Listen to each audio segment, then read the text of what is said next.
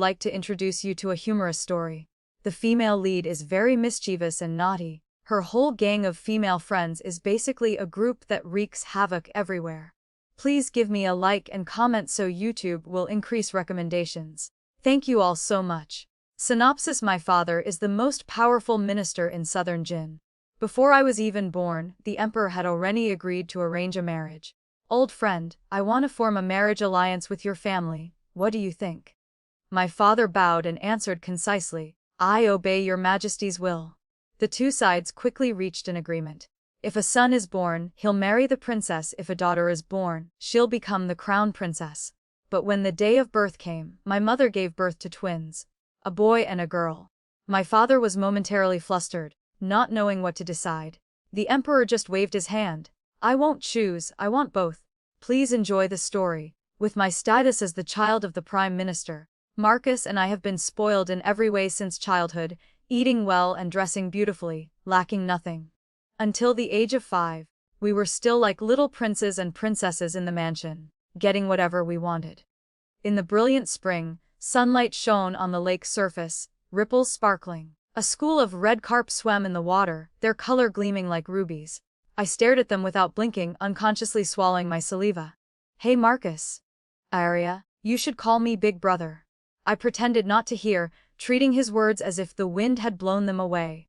We're twins, who's older or younger doesn't matter. I said, Marcus, I want to eat fish. Marcus jumped up, eyes wide as if he'd seen a ghost. Are you crazy? Those are father's most precious Yanji carp. He has to feed them personally every day to feel at ease. I didn't change expression, tilting my head to ask, do you think grilled or steamed tastes better? Marcus was pulled into the train of thought and seriously answered, steamed perhaps. The fish broth would surely be very sweet. All right, steamed it is then. As he said, so we did. The fat fish in the pond had been raised to the point of stupidity. As soon as we scattered food, they came rushing over, mouths open waiting. Some even rubbed their heads against our hands, urging us to hurry up and feed them. So catching one wasn't difficult at all. That fish was indeed tender and sweet, becoming addictive after just one taste. Before long, half the fish in the pond were gone. Father finally discovered it and immediately summoned us both for questioning. Marcus Sterling, Arya Sterling, where are my fish? Marcus and I looked at each other, then simultaneously knelt down. Father, we know we were wrong. I quickly tugged at his robe hem, looking pitiful. Father, you can't really blame us. Those fish just looked too delicious, we only wanted to taste them. So you're saying it's the fish's fault? Father gritted his teeth in anger, pointing at us too, his hand trembling with rage. Moreover, just tasting resulted in eating half of them. I laughed awkwardly. Well, after tasting and finding them delicious, those were Yanji carp gifted by His Majesty, transported here from northern Shen. Do you know how precious they are? Father looked at the empty pond, pained as if his heart was being cut. In the end, he punished us by not allowing dinner and making us copy texts in the study as penance. That night, with growling stomachs, we also picked clean the golden tangerine tree in Father's study. The next morning, we were both sent to the palace. It was our first time entering the imperial palace. Father said, His Majesty personally decreed that you two be allowed to study at the Imperial Academy, serving as study companions for the princes and princesses. This is an honor not everyone has. But I think he actually just wanted to send us away, handing us over to the grand tutor in the palace for discipline, to cause less trouble at home. On the first day of class, Crown Prince Alexander grabbed my hand and asked, Little sister, why haven't I seen you before? Because she's not your sister, she's mine. Marcus calmly took his hand and placed it in the hand of third Princess Lily beside him. This is the Crown Prince's sister. Lily. She looked at the Crown Prince's hand, then at the osmanthus cake crushed in her palm, leaving only crumbs, and burst into tears on the spot. Crown Prince brother crushed my osmanthus cake. Alexander coaxed for a long time before she stopped crying. This incident cost him a month's worth of osmanthus cakes in compensation. After the grand tutor arrived, Lily took the initiative to sit beside me, secretly taking out a package of osmanthus cakes from her bosom. She unwrapped one, stuffed it in her mouth, chewing while glancing at me. Want some? I was stunned. Just now you were crying like you'd lost a treasure. I thought that was your last one. I didn't expect you had a whole package hidden. I felt Alexander had been tricked and unconsciously glanced at him. I'll give you all of them, but definitely don't tell Crown Prince brother. Lily frantically stuffed all the cakes into my hands. I heartily accept this bribe. I immediately nodded, but before I could finish even one piece, the Grand Tutor caught me red-handed. The Grand Tutor asked, "Delicious?" I swallowed quickly and answered, "A bit dry." The Grand Tutor asked where the cakes came from. I glanced at Lily beside me, who was tearing up like a scolded puppy. "Grand Tutor, studying makes me sleepy, so I brought some snacks to stay alert." The Grand Tutor was so angry his eyebrows stood on end. He declared he would take me to see His Majesty and have me immediately expelled from the palace. He didn't know.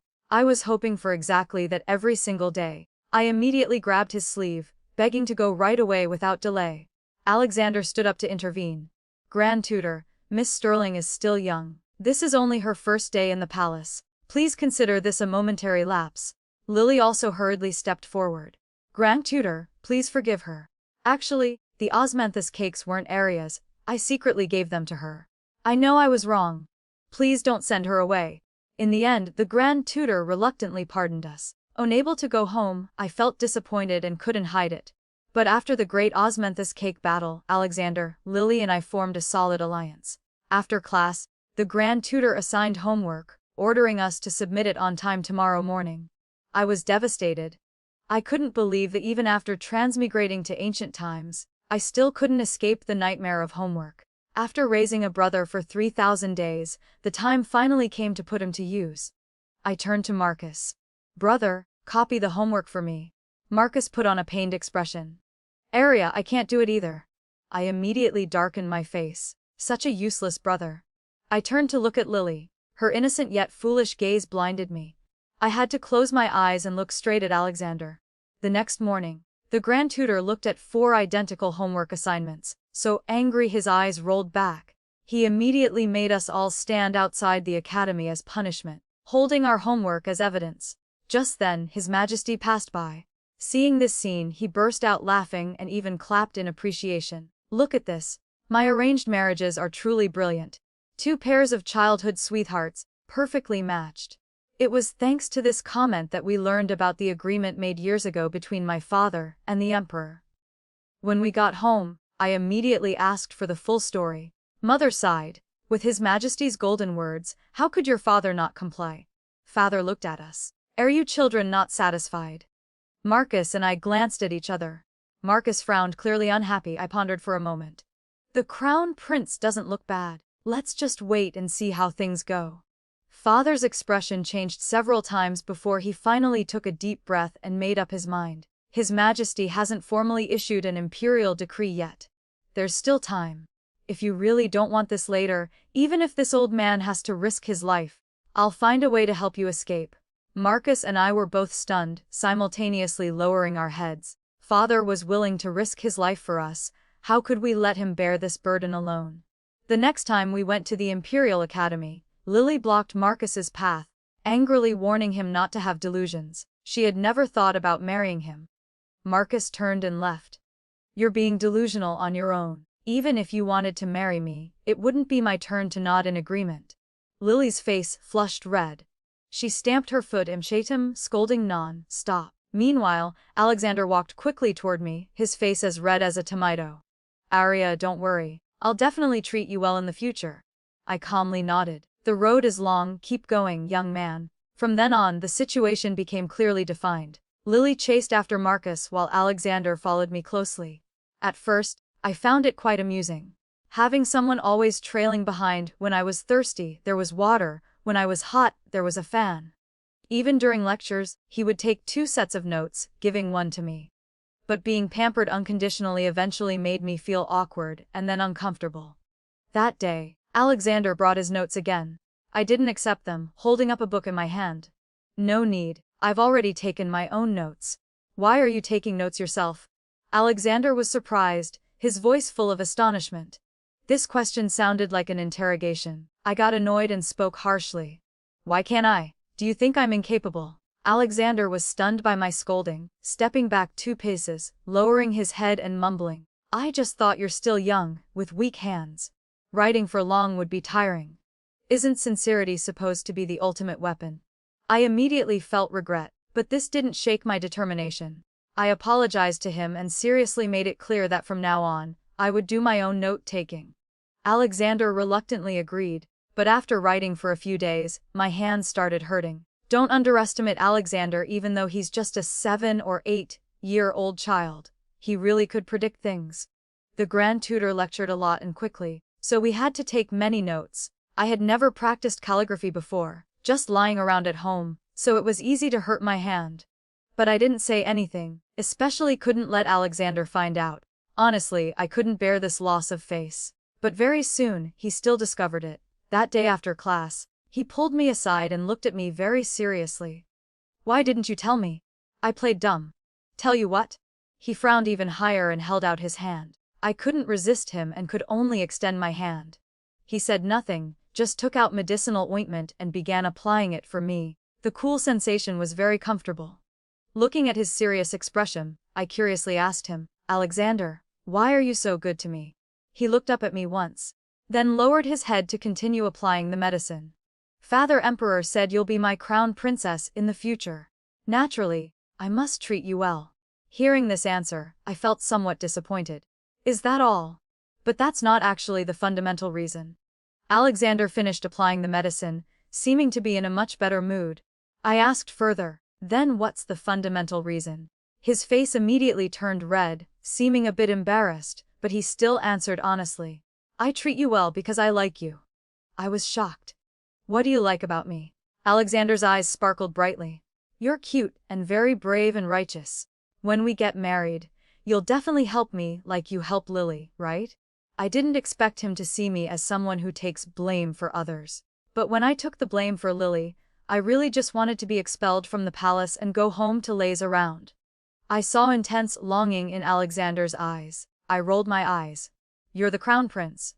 You'll have many people to help you in the future. Do you still need me? His expression immediately became dejected. But I don't want them. They only know how to watch me like a prisoner, always reminding me not to make mistakes. If I make even a small error, people around will attack and criticize me. Mother Empress will punish me too, saying I've lost the bearing of a crown prince. Father Emperor will also be unhappy, telling me that as a crown prince I should act more cautiously. But I'm really tired. I've clearly tried very hard to be a good crown prince. Is being a country's crown prince that easy? I suddenly felt Alexander was quite pitiful too, still just a child but bearing such great pressure. Alexander looked at me expectantly. But you're different. You don't worship the emperor like others do when dealing with me and Lily. You treat us more like normal friends. Last time when we copied homework together, I clearly knew we'd be punished, but I was still very happy because I finally had friends. So I hope the person standing beside me is you, and I hope that whatever happens to me in the future, even if I do something wrong, you'll help me and support me like you help Lily. I immediately understood, he didn't want to find someone to take blame, but wanted to gain a supporter. In the end, this child was too lonely and lacked love. I was immediately filled with sympathy. Patting him, I excitedly said, no problem. From now on I'll protect you, as long as you continue being a good crown prince. Alexander jumped up with joy. After a moment, he looked at me in confusion. Arya, what makes a good crown prince? This question was a bit complex. I thought for a moment. I'm not really sure either, but I think the most important thing is to be good to the people. Alexander nodded without hesitation. All right, from now on I'll definitely be a crown prince who's good to the people. I don't know why, but I felt Alexander would definitely succeed. At least for now, his heart was pure. In any case, I no longer resisted his closeness. Alexander returned to his pattern of taking care of me everywhere. I felt a bit unnatural at first, then began to comfortably accept it. Consider it as a younger brother being filial to his older sister. But as an older sister, I wasn't fulfilling my duties, because when it really came time to make mistakes, Alexander would admit fault and accept punishment much faster than me. I even questioned him once. Didn't you say you wanted me to help when you made mistakes? Now doing this makes me feel like I have no sense of accomplishment at all. Alexander just smiled gently to comfort me. But I didn't really mean for you to take blame for me. I just wanted that even if I made mistakes, you'd still always be by my side. I'm the crown prince and you're a citizen. If I want to be a good crown prince, naturally I must protect my citizen. You well. My heart softened, but I was also very troubled. This kid really knew how to sweet talk, making it impossible to be angry with him. Gradually we grew up. Besides studying, we would venture out of the palace together. Lily's favorite place was Fragrant Pavilion in the west of the city, because their pastries were the best in the entire capital. She stuffed her mouth full of walnut cakes while eagerly pulling me along. Aria, I still think all these pastries aren't as delicious as the cream cake you made for me. I want to eat your milk cream cake, I said helplessly. Cream cake takes too much time to make. I'll give you the recipe, have the palace chef make it for you.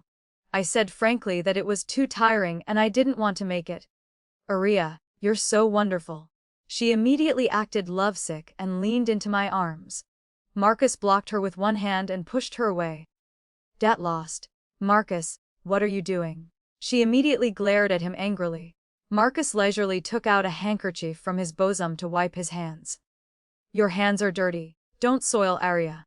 Lily looked down at the cake crumbs on her hands, somewhat embarrassed as she looked at me. Sorry, Aria. I shook my head and smiled at her. It's fine, just some cake crumbs. I don't mind at all. Lily immediately felt relieved, but seeing Marcus's hand wiping motion, she couldn't do anything but puff up like a pufferfish. My hands are dirty but my head isn't. Why are you wiping your hands? Your hair has oil in it. Who knows how many days it's been since you washed it? That's because I applied hair oil this morning, you scoundrel. Lily got angry and immediately lunged at Marcus. The two wrestled into a ball while I quickly protected the food on the table. Alexander habitually shielded me in front. Seeing I was fine, he sighed helplessly. Those two are always like this. When Lily marries over there, it'll be so noisy. As soon as he said this, the two who were wrestling froze simultaneously. Lily's face turned purple-red. Who wants to marry him? Marcus's eyes darted back and forth. I never said I wanted to marry you either. Lily glared at him. You don't want to marry me. Then I do want to marry you. I want to be Aria's sister-in-law and play with Aria every day without bringing you along. Marcus's face darkened as he looked at her with a complex expression. So are you marrying me or marrying Aria? Lily choked. None of your business. She turned and hugged me, excitedly saying, Aria, when I become your sister-in-law, let's open a pastry shop together. We'll split the profits 70-30, okay? I tried to hold back my laughter and nodded. Of course. Lily immediately smiled and proudly raised her head at Marcus. Marcus rolled his eyes at her, muttering under his breath, only knows how to eat. Wonder if she can even support herself in the future. When we returned to the mansion, Alexander knocked on my carriage from outside. I pushed open the curtain with my head and stuck it out the window. What is it? He burst out laughing. I can't understand what I'm looking at. What are you laughing at? Nothing. He cleared his throat lightly, face serious. Just suddenly thought of the pet I keep in the Eastern Palace. I immediately withdrew my face. Don't think I don't know your pet is a turtle. Are you saying I'm a turtle sticking its head out? Alexander was really bold. I reached out to hit him but he caught my hand. When I pulled my hand back, there was a gold ingot in it. He smiled, eyes bright as he looked at me. Aria, how much space is left in your little treasury to fill? This kid was always scheming against me. Growing up, his pure feelings for me had completely changed. He started thinking about marrying me home. From childhood to now, every time we met, he would bring me all kinds of gifts. Small ones like unique dolls, large ones like agate and jade jewelry. I accepted them all and finally told him, I still prefer gold ingots. After that, every so often, he would give me a gold ingot. He asked me, when the gold ingots he gave could fill my treasury, could he marry me? I didn't know if I was dazzled by his smile or blinded by the golden light, but I accidentally agreed. Now hearing his question. Still a long way to go. Alright. Alexander was somewhat disappointed. Looks like I need to work harder. With that, he reached out and pulled out another gold ingot. I opened my eyes wide. There's more. I plan to marry you home next year. Of course I need to speed up. I froze. In less than a year, I'd have to marry Alexander. Looking at the handsome young man before me, my heart couldn't help but beat like a drum. Alexander's hand slowly reached out. I held my breath nervously, but in the end his hand only stopped at my hair bun, adjusting my hairpin. Aria, I'll go find more gold ingots for you. I might not be in the capital recently and won't be able to visit you often. You must take good care of yourself. I nodded dazedly. Before he left, I finally asked, "Is it dangerous?" He paused. "What?" I grabbed his collar, holding it very tightly. "Is it dangerous, where you're going?" Alexander's eyes flickered, his gaze immediately becoming gentle. "Not too dangerous." He placed his hand over mine. "I'll definitely return safely." Not too dangerous meant there would still be danger. I looked at him for a long time, then hurriedly took out a brocade pouch from my waist and gave it to him. "This is a peace charm my mother got from Hongfu Temple. I think it's quite effective. I'm giving it to you." I didn't originally believe in these things, but since I had transmigrated, I had started believing a bit. What if it worked? Alexander nodded, accepting the pouch. He looked at it for a long time before carefully putting it away like a precious treasure. "I'll definitely return quickly. Wait for me." Seeing me nod firmly, he mounted his horse and slowly rode into the distance. Once Alexander left, my mood immediately deflated. Tusk. The daughter has grown up, her heart no longer at home. Marcus shook his head mockingly. "Shut up." I glared daggers at him. Marcus obediently quieted, but as soon as we got home, he ran straight to our parents and began tattling. "Father, Mother, that troublemaker Arya gave away the peace charm you got for her to someone else." I couldn't believe it, staring at him wide-eyed. This grown-up still playing tattletale on me. Mother heard this and worried frantically. "Arya, that peace charm was specially blessed by the Grand Master. Mother specifically got it for you to keep you safe. How could you give it to someone else?" I didn't. It's not. I couldn't find the pouch. I tried to explain, but Mother talked so much I couldn't get a word in. I was like a mute eating bitter herbs, suffering in silence. Marcus was beside us, proudly raising his eyebrows at me, grinning from ear to ear. Furious, I gritted my teeth. "Fine, laugh all you want. You won't have it easy either." I narrowed my eyes and suddenly shouted, "Mother, Marcus broke your most beloved glazed peacock bracelet." Mother immediately shifted her attention, turning to slap Marcus on the back. "You little brat. I knew my bracelet couldn't have disappeared for no reason." Marcus was stunned by the hit. Mother's hand continued raining down mercilessly. He dodged while angrily glaring at me. "Arya Sterling, you traitor. Didn't you promise to keep it secret for me?" I curved my lips. "Marcus, you started this petty scorekeeping." The next second, Marcus began exposing my misdeeds. "Mother, your pink lotus vase was broken by Arya, and she ate the lotus seeds inside too." Mother turned to look at me. My heart nearly stopped from fear. "Oh no, I'm exposed." I began pulling Father into the battle. "Father, do you remember your favorite purple clay teacup with plum blossoms? Marcus stole it, it's still in his room. And your autumn colors of Mountley painting. Marcus stole that and gave it to someone else." Father's amused theater, watching expression suddenly froze. Marcus clutched his chest, gasping. "You dare bring that up?" I snorted coldly. "You were merciless first, so don't blame me for being unjust." Marcus fell silent for a moment, then looked at me with a strange smile. "Father, have you wondered why the goldfish in your study keep changing? It's because Arya overfeeds them every time, causing them to die from overeating. Then she replaces them with new fish." Everything went dark before my eyes. "Oh no, he's going for mutual destruction now." Father. Marcus used to cut holes in your official robes and trick you saying it was muths." Marcus. "Father, every time you were sick and found the medicine too bitter, it was because Arya secretly added a handful of gold thread when brewing it." "Well, that's still better than you putting croton seeds in Father's soup, causing him 3 days of diarrhea." This battle of mutual destruction ended with both of us getting beaten by our parents' combined forces. Of course, Marcus was injured more severely than me. I still won. The next day, Father called me to his study. As soon as I entered, I saw him with his back turned, feeding the goldfish. I quickly retreated. "Wrong timing, I'll come back later." I suspected Father had eyes in the back of his head. I could only step forward. When I reached his side, I smiled ingratiatingly. "Father, what did you need me for?" Father's expression remained unchanged. "Yesterday you gave your peace charm to the Crown Prince, didn't you?" Father knew already. I nodded. "Yes." Father looked at me. "I told you children before that I'd give you time to choose. This action shows you've already accepted your choice."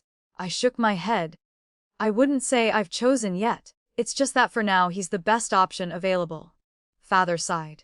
Arya, one should live happily in life. Never let yourself suffer grievances. I felt touched. In this era, even survival was difficult, living happily was even harder. But father always tried every means to give us the best things. I couldn't help but step forward and grab his hand, shaking it coquettishly. Father, what are you thinking? Who am I? I'm the daughter of Prime Minister Lord Sterling, Arya Sterling. How could I let myself suffer grievances? Father, rest assured, my choice will definitely be what I want.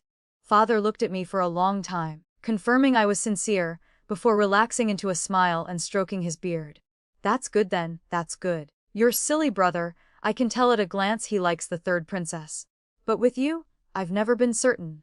Now seeing this, I think this marriage arrangement isn't bad. I knew it.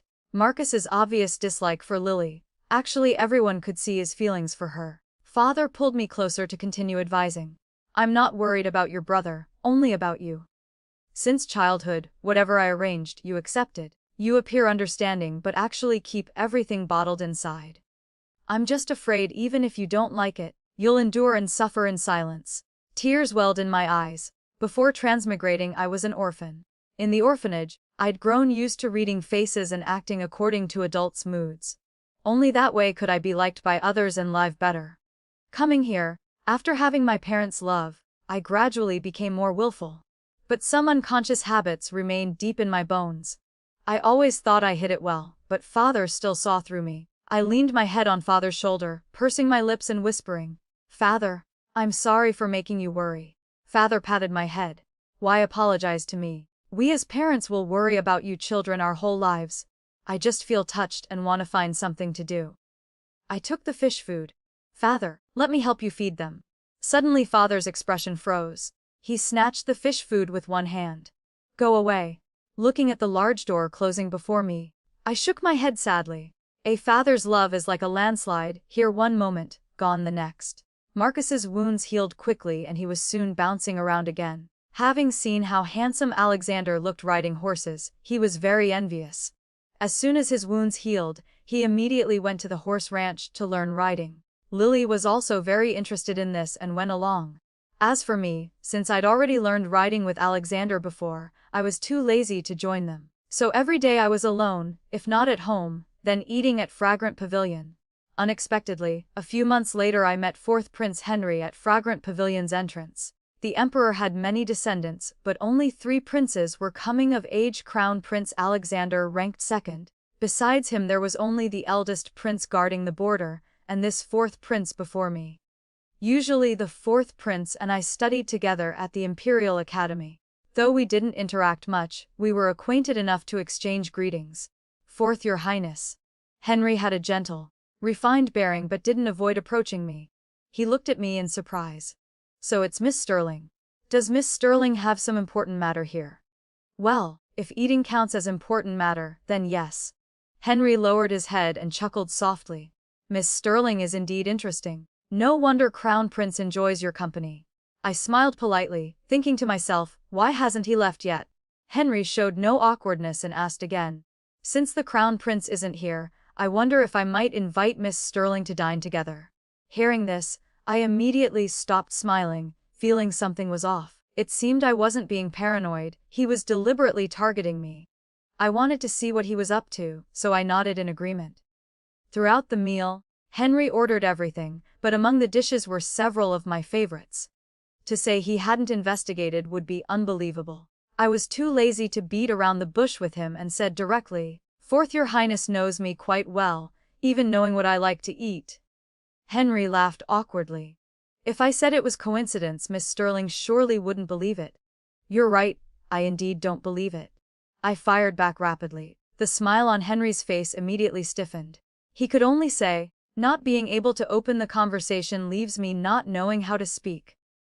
I kept eating without even glancing at him. "If Your Highness doesn't know what to say, then don't say anything. Talking while eating really affects digestion." Henry fell silent. He finished the meal in extreme frustration. Finally, before leaving, he spoke. "The Crown Prince has been gone for a long time. He surely didn't tell Miss Sterling where he was going, did he?" My heart tightened. I stared at him intently. "If 4th Your Highness has something to say, just say it directly." He went to the border. Southern Jin and Northern Shen are about to go to war. He probably won't be able to return. If Miss Sterling doesn't mind, you could consider me a little.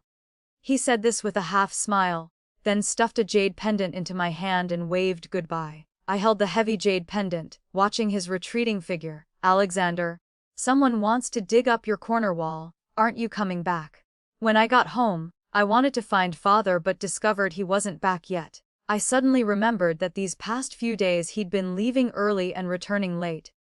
The fourth prince also kept sending me invitations to go out. My heart grew increasingly uneasy. After several days, I finally caught father. His expression was unusually serious. Looking at Marcus and me, he said, "The capital has been unstable lately. You two must stay home obediently, don't go out anymore, understand?" But Marcus was very unhappy but obediently quieted under father's gaze. Father looked at me for a long time wanting to speak but stopping. Finally, he only left one sentence. "Arya, watch your brother more carefully." I nodded thoughtfully. No need to ask further. Henry wasn't wrong, there really was a problem at the border. What about Alexander? Could he return? As time passed, news about the war between Southern Jin and Northern Shen spread increasingly in the capital. There were even rumors that Crown Prince Alexander had been captured by Northern Shen. Marcus carefully came to comfort me. "Arya, don't worry. The Crown Prince is blessed with good fortune, nothing will happen to him." I just smiled at him, telling him I was fine. But looking at his expression, he seemed even more worried. After sending Marcus away, I went to the small storage room. Looking at the room full of gold ingots, I no longer felt the joy I once had. If possible, I'd rather not have these things. I just hoped Alexander could return safely. I gave all these gold ingots to father, asking him to exchange them for supplies to send to the border to support the army. Father looked at me with complex eyes and nodded in agreement. A few months later, news came from the border. Southern Jin had suffered consecutive defeats. Crown Prince Alexander was severely injured and unconscious. Northern Shen wanted to negotiate peace, with the condition that Southern Jin send a princess to Northern Shen for a marriage alliance. Before I could worry about Alexander's injuries, I heard about the marriage alliance. And the only Southern Jin princess of marriageable age was third Princess Lily. I had just stepped out the door when I met Marcus with red-rimmed eyes. "I want to enter the palace." "I'll go with you." We went to Lily's Xiong Palace, but only I was allowed in. Marcus was refused at the door. Entering the room, I glanced over and saw a figure curled up on the bed, looking small and pitiful. I walked over slowly and gently stroked her head. "Lily, I'm here." Lily turned around. I saw her face covered in tears, her eyes red and swollen beyond recognition. Her birth mother died early, and now Alexander wasn't here either. She had no one to trust in the palace, and didn't know how long she'd been crying alone in the night. Seeing me, she immediately dropped her defenses and threw herself into my arms, crying loudly. "Arya, I don't want to go to Northern Shen." "Then don't go." "Why should our Southern Jin princess go to such a bitter, cold place?" "I don't want to marry someone I've never met either." "Then don't marry." "Which Northern Shen king deserves our Southern Jin princess?" "Our Lily deserves to marry the best person in the world." I spoke firmly. Lily stopped crying and smiled through her tears. "Paft, Arya, you're getting more and more unreasonable." Seeing her calm down, I used a handkerchief to gently wipe the tears from her face, speaking softly, "I'm serious.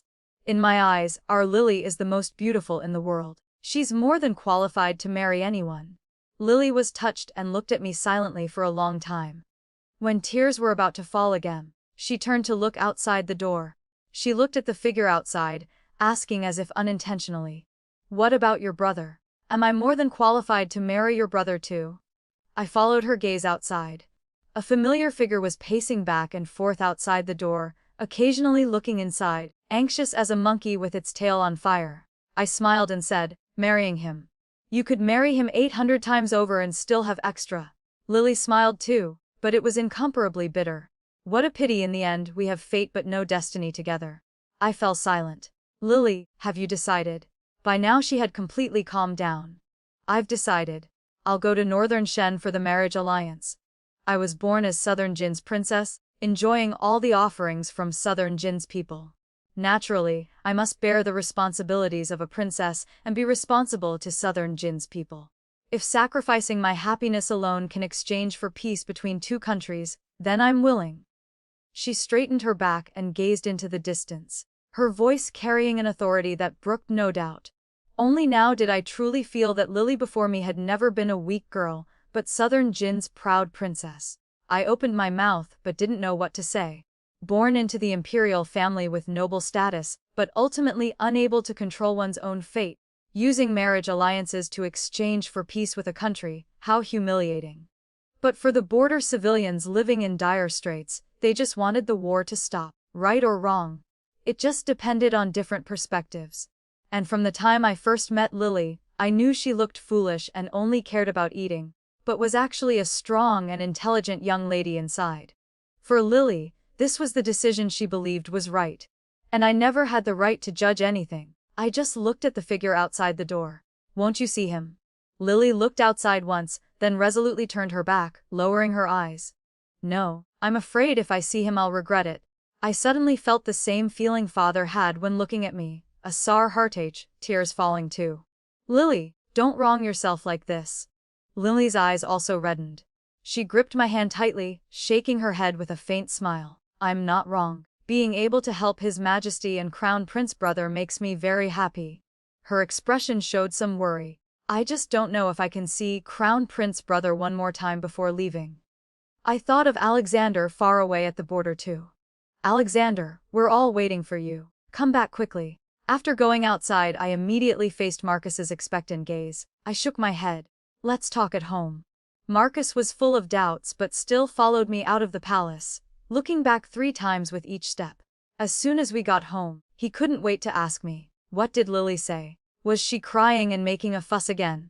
She agreed. Marcus's chattering voice suddenly stopped. He stared at me in disbelief. What did you say? Lily, she's willing to go for the marriage alliance. Impossible. I'll go find her. She won't see you? She also told me to tell you. Didn't you always say you didn't want to marry her? Now you've gotten your wish. She wishes you'll find a beautiful match and form a good marriage in the future.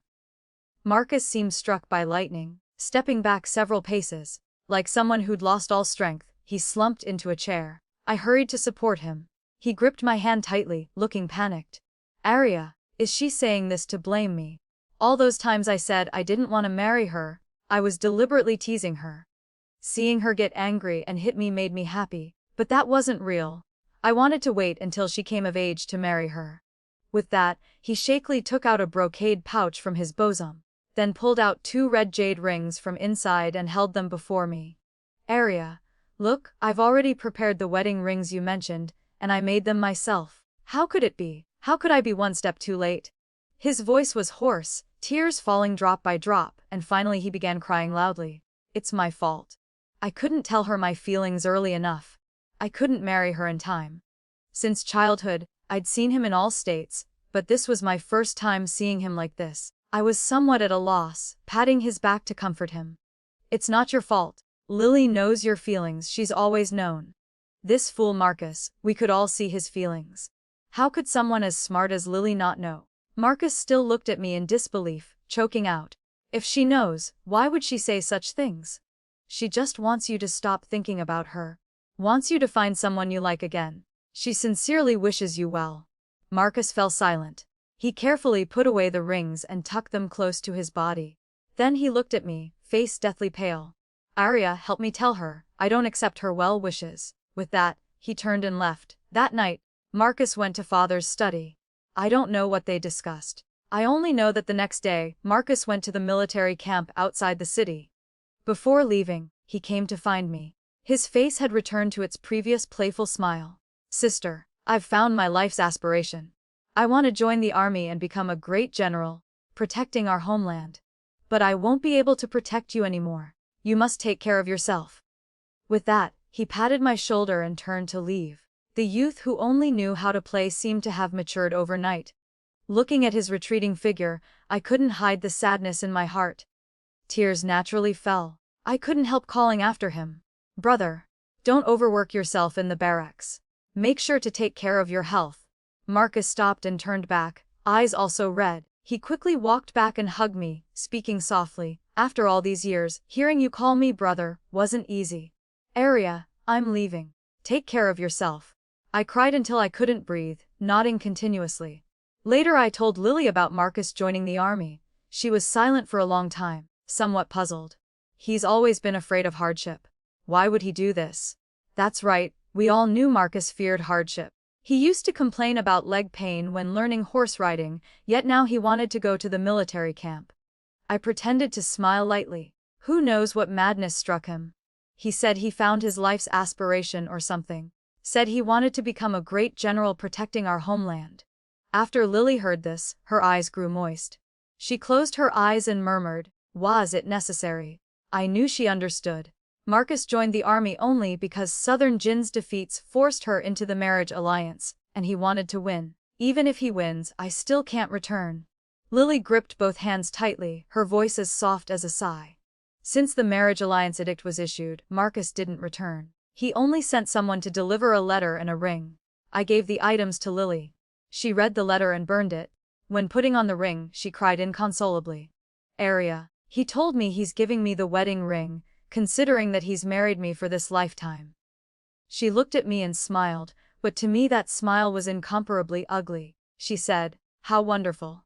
I've also married the person I wanted to marry once." I heard Alexander had returned. It was raining heavily. His carriage and the eldest prince's carriage were both at the front of the army. I could see them. I stood in the crowd, saw him through the carriage window, and excitedly waved at him. But seeing him calmly lower the curtain and hurry past me, he'd clearly looked in my direction. Was it because the rain was too heavy that he didn't see? I decided to go directly to the Eastern Palace to find him, but he avoided me, then entered the palace to see the Empress. By then I knew he was avoiding me. I couldn't catch him for 5 consecutive days, asking Lily to help me enter the palace, but as soon as I entered, I heard he'd left the palace. I left the palace to find him, but servants reported he'd gone to the estate outside the city. When I went to the palace again to catch him, I met the eldest prince and 4th prince at the palace gates. 4th Prince Henry still had his refined noble son appearance, while eldest Prince William had a sturdy build with a murderous aura. One look showed he'd been forged in the military. When Henry saw me, his eyes lit up. He introduced me to William. "Elder brother, this is Miss Arya Sterling, daughter of Prime Minister Lord Sterling. She's the crown princess designated by Father Emperor."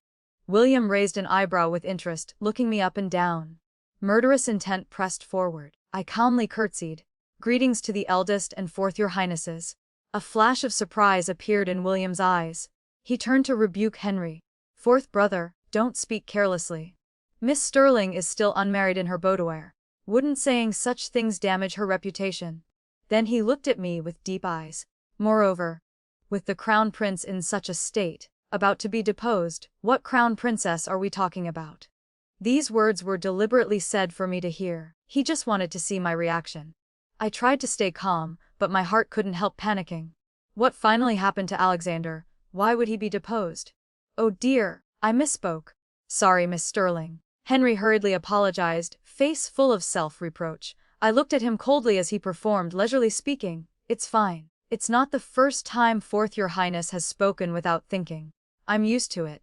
Henry choked on his words, momentarily not knowing what to say. William laughed loudly, inadvertently mocking Henry. I spoke concisely, glancing at him.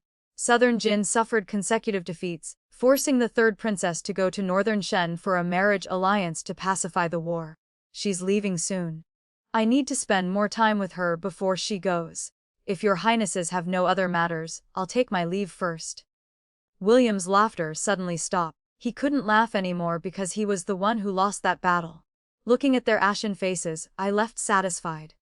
As soon as I arrived at Lily's Joyang Palace, I saw Alexander coming out from inside. He sat in a wheelchair, face deathly pale, body thin and weak, slightly hunched, downcast, without any light. From afar, I could feel his loneliness and helplessness. My heart felt as if gripped by an invisible hand, painful beyond breathing. This youth who once had unlimited glory and stood high above, now like an eagle with broken wings, without any of his former bearing. I stepped forward and gently called him. "Alexander." Alexander suddenly raised his head. The moment he saw me, he tensely gripped the wheelchair, tilting his head to avoid my gaze. When I walked closer and stood before him, I called him once more. "Alexander, look at me." He sighed, slowly relaxing his grip on the wheelchair, raising his head to smile at me with feigned ease. Arya, why are you here? If I didn't come, were you planning to never see me again for the rest of your life? Alexander fell silent.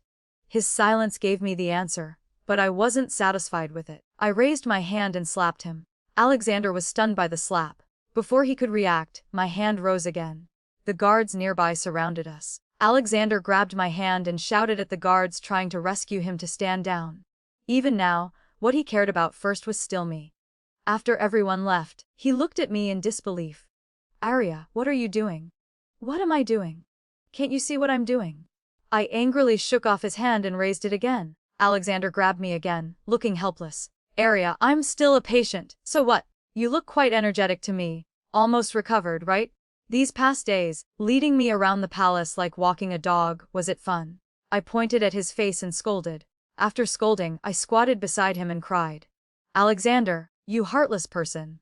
I gave you my protective charm and got scolded by my mother. I didn't even get angry at you. I waited so long for you in the capital. When you returned, you still avoided me. Do you know these past few days fourth prince kept inviting me out? I refused them all. I even donated all the gold ingots you gave me to the border as military funds. Just afraid something would happen to you. I've been so good to you, is this how you repay me? I was truly angry and truly wronged. After suppressing it for so many days, I wanted to pour out all my grievances and anxiety. I cried loudly. Alexander looked flustered and confused. Like before, he unconsciously began comforting me, apologizing to me. Arya, don't cry anymore, it's my fault. I apologize to you. Please forgive me, okay? I'll never dare again. Please don't cry, okay? When you cry, I feel uncomfortable. When you cry, my heart hurts too, Paft. I raised my head to look at him. Alexander, you're being too dramatic. Alexander just looked at me silently. Arya, I'm serious. I looked into his ink-black eyes and lost focus, gradually calming down. Alexander also breathed a sigh of relief. He took out a handkerchief from his chest and gently wiped away the tears on my face. I quickly grabbed his hand. Alexander, I don't need you to fill my gold treasury anymore. Marry me. He froze, his expression shaken. But moments later, he suddenly pulled his hand away and lowered his head. His long lashes couldn't hide the gloom in his eyes. He smiled bitterly. Arya, you still don't know, do you? My legs can't be healed anymore. What do you mean they can't be healed? It means I'm crippled, broken. I'll never be able to stand up again for the rest of my life. His voice was full of despair. Each word hammered into my heart, making me feel incredibly heavy. I'd long known his injuries weren't simple, but only when hearing his words did I deeply feel how serious this was. The position of a country's ruler absolutely couldn't be given to a cripple. That's why the eldest prince said the crown prince would be deposed. These injuries were enough to waste more than 10 years of Alexander's efforts. An indescribable soreness welled up in my heart, making my eyes wet again. But I couldn't let him feel I was pitying him. I could only hold back my tears and point at his nose, asking, Alexander, are you trying to change your mind? What? Let me tell you.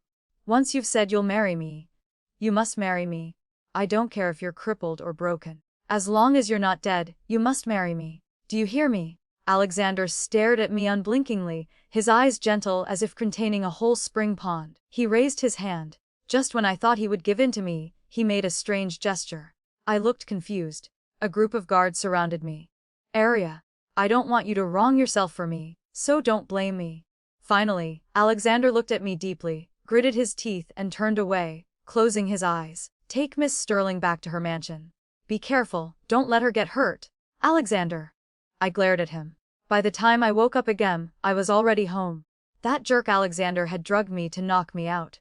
I'd really underestimated him before. The next day, as I was preparing to go out and settle accounts with him, Father stopped me. Father, you don't want me to marry him either. Arya, forget about him. Father will find you someone better, all right? Father frowned, his face showing deep worry. My heart softened, but thinking of Alexander made me determined again. Father, I like him as a person, not his position as crown prince. So even if Alexander is no longer the crown prince, he's still the person I want to marry. Moreover, I never wanted to be some crown princess anyway. Wouldn't being the wife of an idle prince be quite nice too? Besides, didn't you tell me not to wrong myself? What I'm doing now is exactly not wronging myself.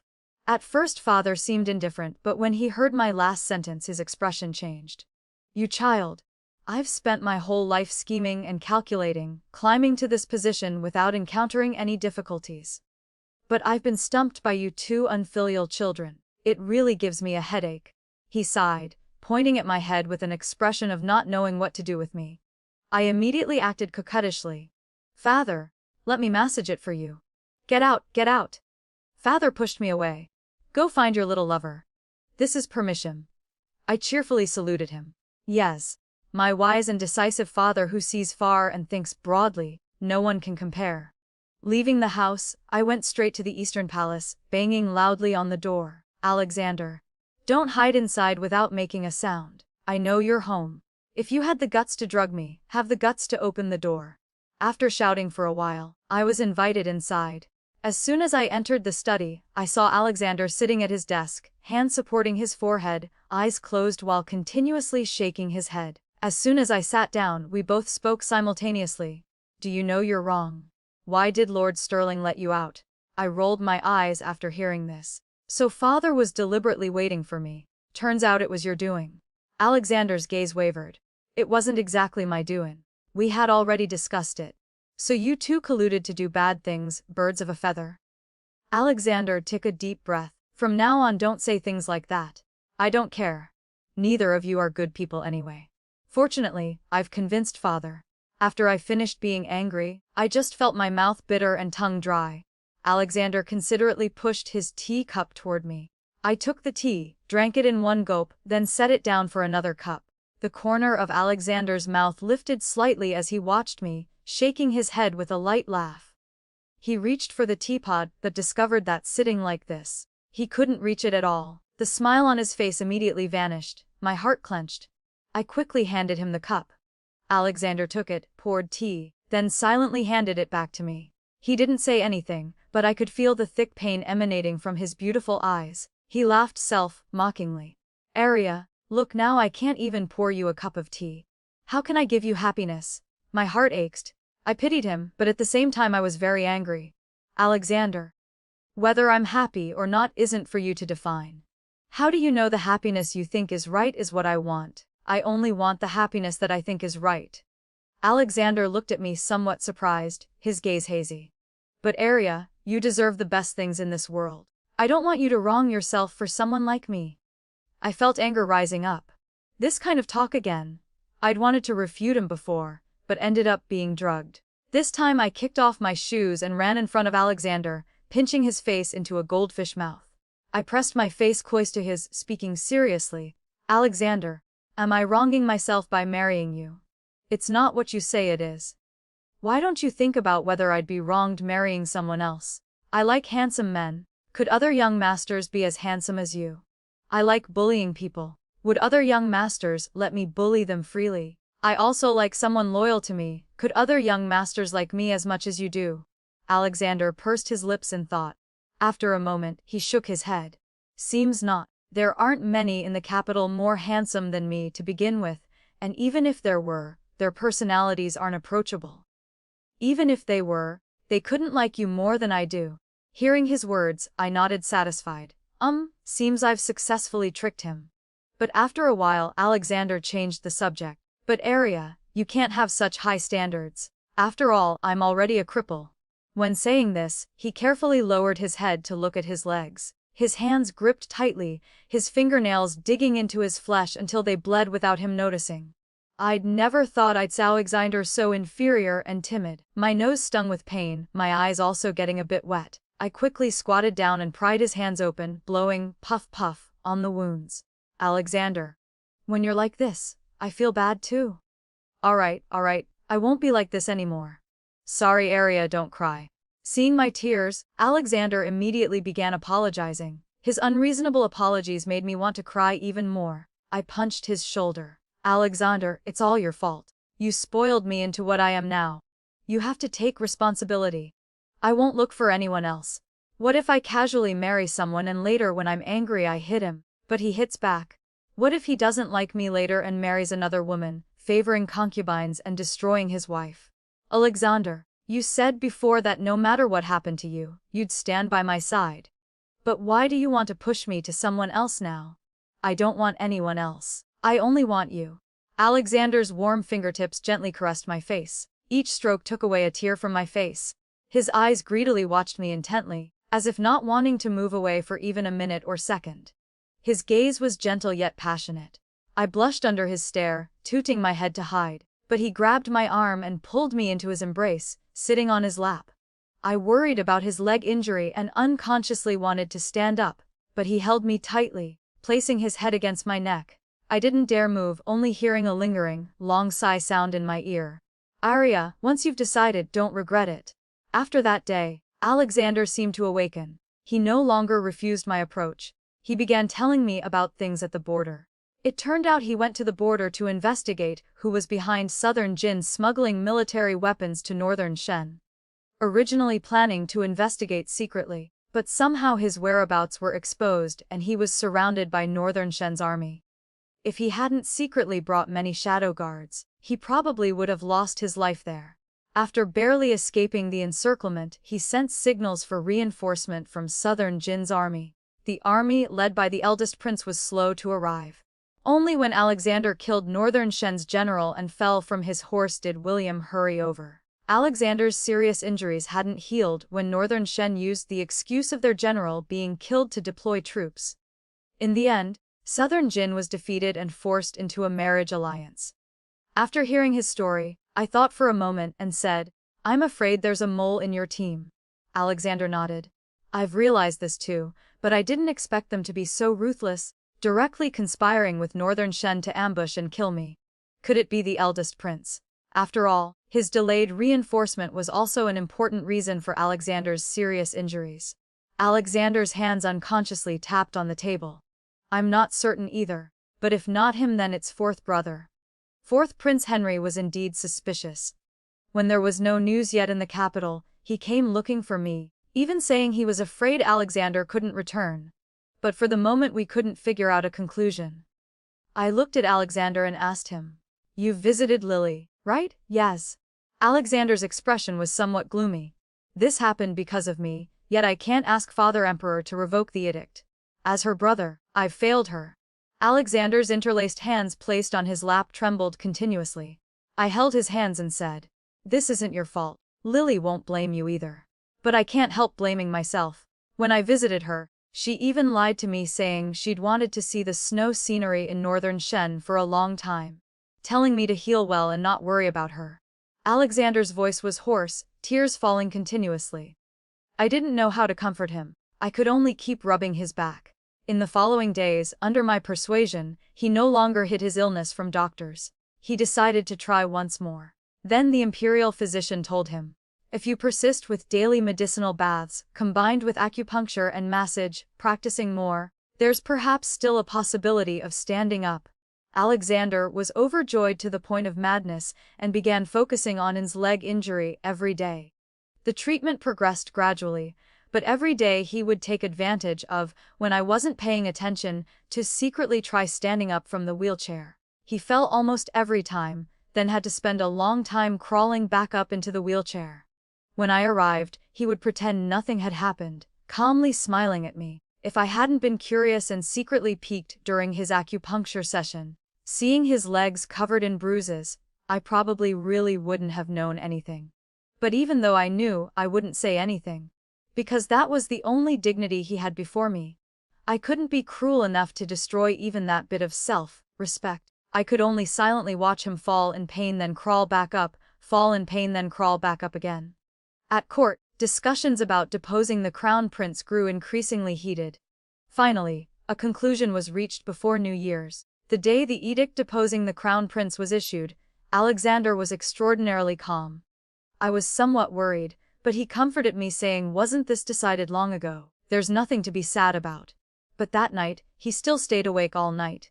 The next day, his eyes had dark circles, and he lied to me that mice were making noise last night, so noisy he couldn't sleep at all. I'd be strange to believe him. Still, I worried about him and visited him every day. However, that day I couldn't find him. I only heard from servants that he'd been summoned to the palace early in the morning. After waiting a long time without his return, I got up to enter the palace to find him. I searched throughout the imperial palace and finally found him beside a pond in the palace. He sat in his wheelchair. Before him was a pond of withered lotuses. Seen from afar, his silhouette seemed incomparably lonely, as if he too was gradually withering like those faded lotuses in the pond. Suddenly my heart panicked. I hurriedly ran to his side. "Alexander, what are you doing here?" Seeing me arrive, Alexander didn't seem very surprised. But when he raised his head to look at me, those gloomy eyes suddenly lit up, filled with twinkling stars. "You're here." He held my hand, a faint smile blooming at the corner of his lips. "I'm admiring the scenery. Arya, look, these withered lotuses have their own unique beauty." I didn't care about withered lotuses. I cared more about why you're here admiring withered lotuses. I was unwavering, just wanting to get to the bottom of it. Alexander sighed, his voice somewhat aggrieved. "I don't want to either. Withered lotuses, beautiful as they are, aren't worth admiring for 2 whole hours. It's just that someone wants me to admire them." I was slightly stunned, looking around him. Everywhere were rough stone paths. Behind his wheelchair was placed a large rock blocking him, so he couldn't retreat. Only the path ahead leading to the pond was straight and smooth. Was this forcing him toward death? This undisguised malice made me feel extremely disgusted. I gritted my teeth and asked, "Do you know who did it?" He shook his head, not sure yet. I asked him again what happened when he entered the palace today. Alexander's expression was slightly cold, eyes downcast, revealing icy mockery. "Father Emperor summoned me to ask about the border smuggling matter. I faithfully reported some evidence and suspicious persons in detail, but was blamed for being ungrateful. He said since I broke my legs, I haven't been stable, and deposing me as crown prince isn't up for discussion. The position of crown prince isn't something someone with sinister thoughts like me can take on." He told me to go back to my mansion and reflect. Every word stabbed straight into the heart. Even I felt confused hearing it. That was his father, how much must Alexander's heart hurt? Alexander still appeared calm, continuing, "Before leaving the palace, I went to bid farewell to Mother Empress. I happened to encounter her teaching 14th brother. I was stopped outside. Mother Empress had someone pass on a message. She said from now on I should try not to go out anymore, and I don't need to visit her either. Just staying in the mansion cultivating my character would be fine." The Empress saw Alexander was deposed and shifted her hopes to her younger son. Was power really that important? No longer the crown prince, he was easily discarded, not even meeting face to face, even indirectly placing him under house arrest in the mansion. My heart shook. An unprecedented soreness wrapped around my heart.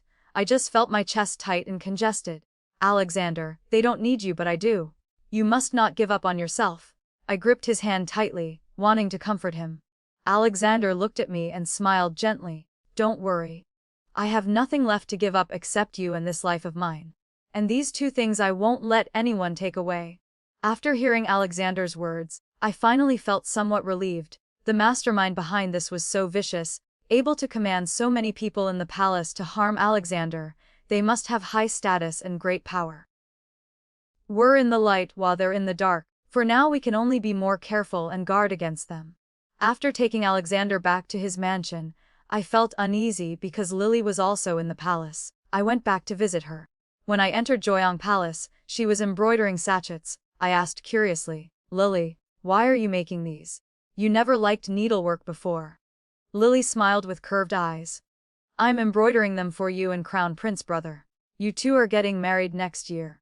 I probably won't be able to see it, so I can only prepare wedding gifts in advance." I froze. That's right, she wouldn't be able to see it. After New Year's, she would have to set off for Northern Shun.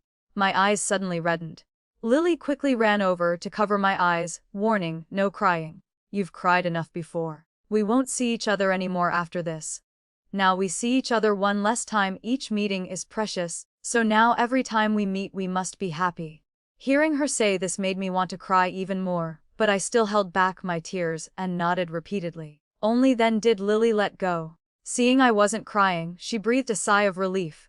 She pulled my hand to the table, pointing at a pile of pattern books and asking, "Look, do you prefer Mandarin ducks playing in water or dragons and phoenixes bringing prosperity? As long as you embroider it, I'll like it." I answered without hesitation, not even glancing at the pattern books on the table. Lily glared at me in annoyance. You just don't want to look at the pattern books. You want to push choosing patterns onto me, yet you say such nice words. Is this how you sweet-talked Crown Prince brother until he was dizzy with love? My face reddened. He wasn't sweet-talked dizzy by me. You'd argue with me the most, that's him. He's always managing me too. That's him pampering you, not wanting you to play recklessly and get hurt. Unlike Marcus, who only instigates me to cause trouble. Halfway through speaking, Lily suddenly stopped. Her smile disappeared immediately. I sighed inwardly. In the end, she still couldn't let go. Sure enough, after a moment I heard her hesitantly ask, "Is he coming back for New Year's?" I shook my head. He has to train, not coming back. Not coming back is good too. Her voice was so soft it seemed meant for herself. After a while, she couldn't help asking again, "Is he well? Is training very hard?" I answered each question. He's very well. The general in his unit is someone he knew from cricket fighting before. He takes good care of him. Training is a bit hard, but he can endure it all. Don't worry about him. My brother has grown up. Lily nodded. The more she heard, the brighter her smile became, like warm spring sunshine, brilliantly radiant. Without me, he's living very well. He'll surely get better and better in the future. That's very good, I'm relieved. In a flash, New Year's Eve arrived. The emperor held a banquet to entertain all the ministers. Those of us who were relatives also attended.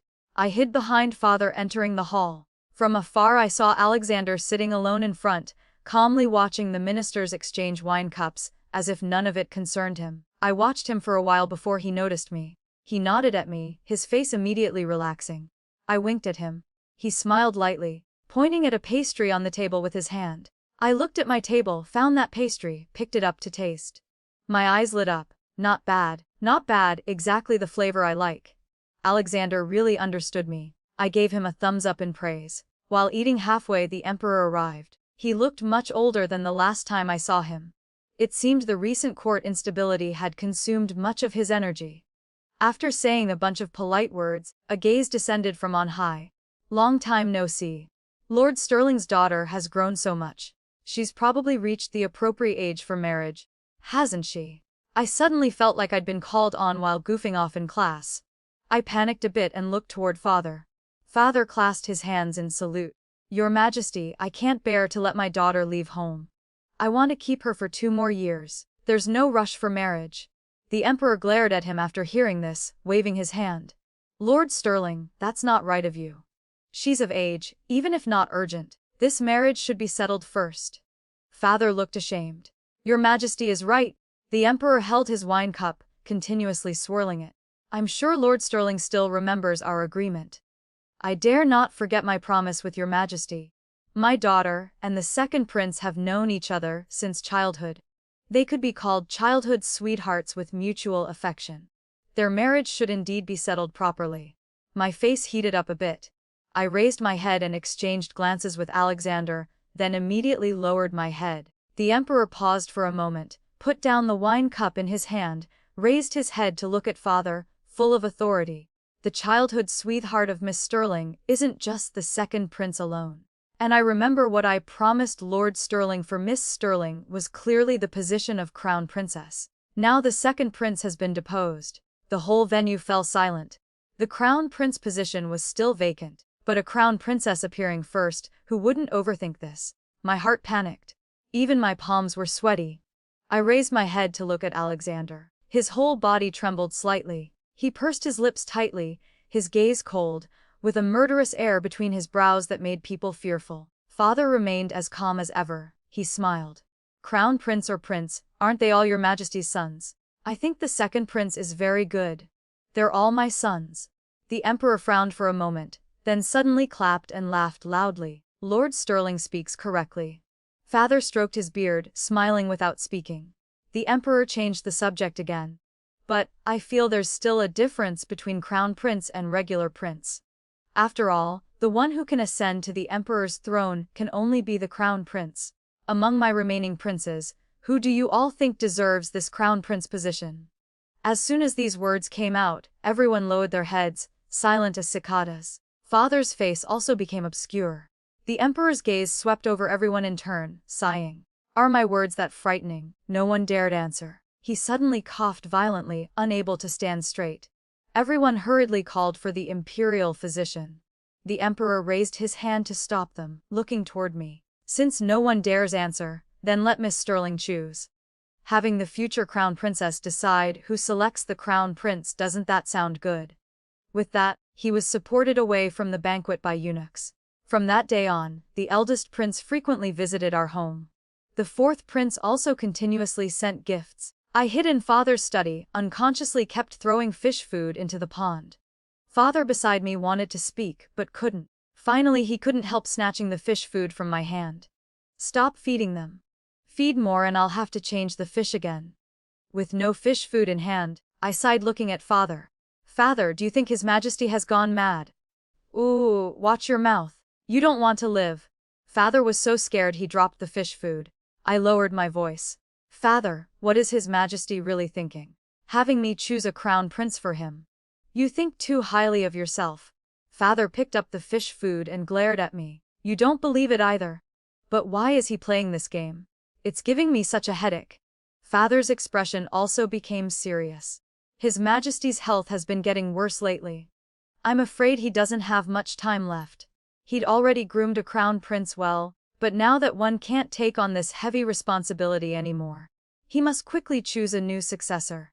And this is the first test he's giving the eldest prince and fourth prince.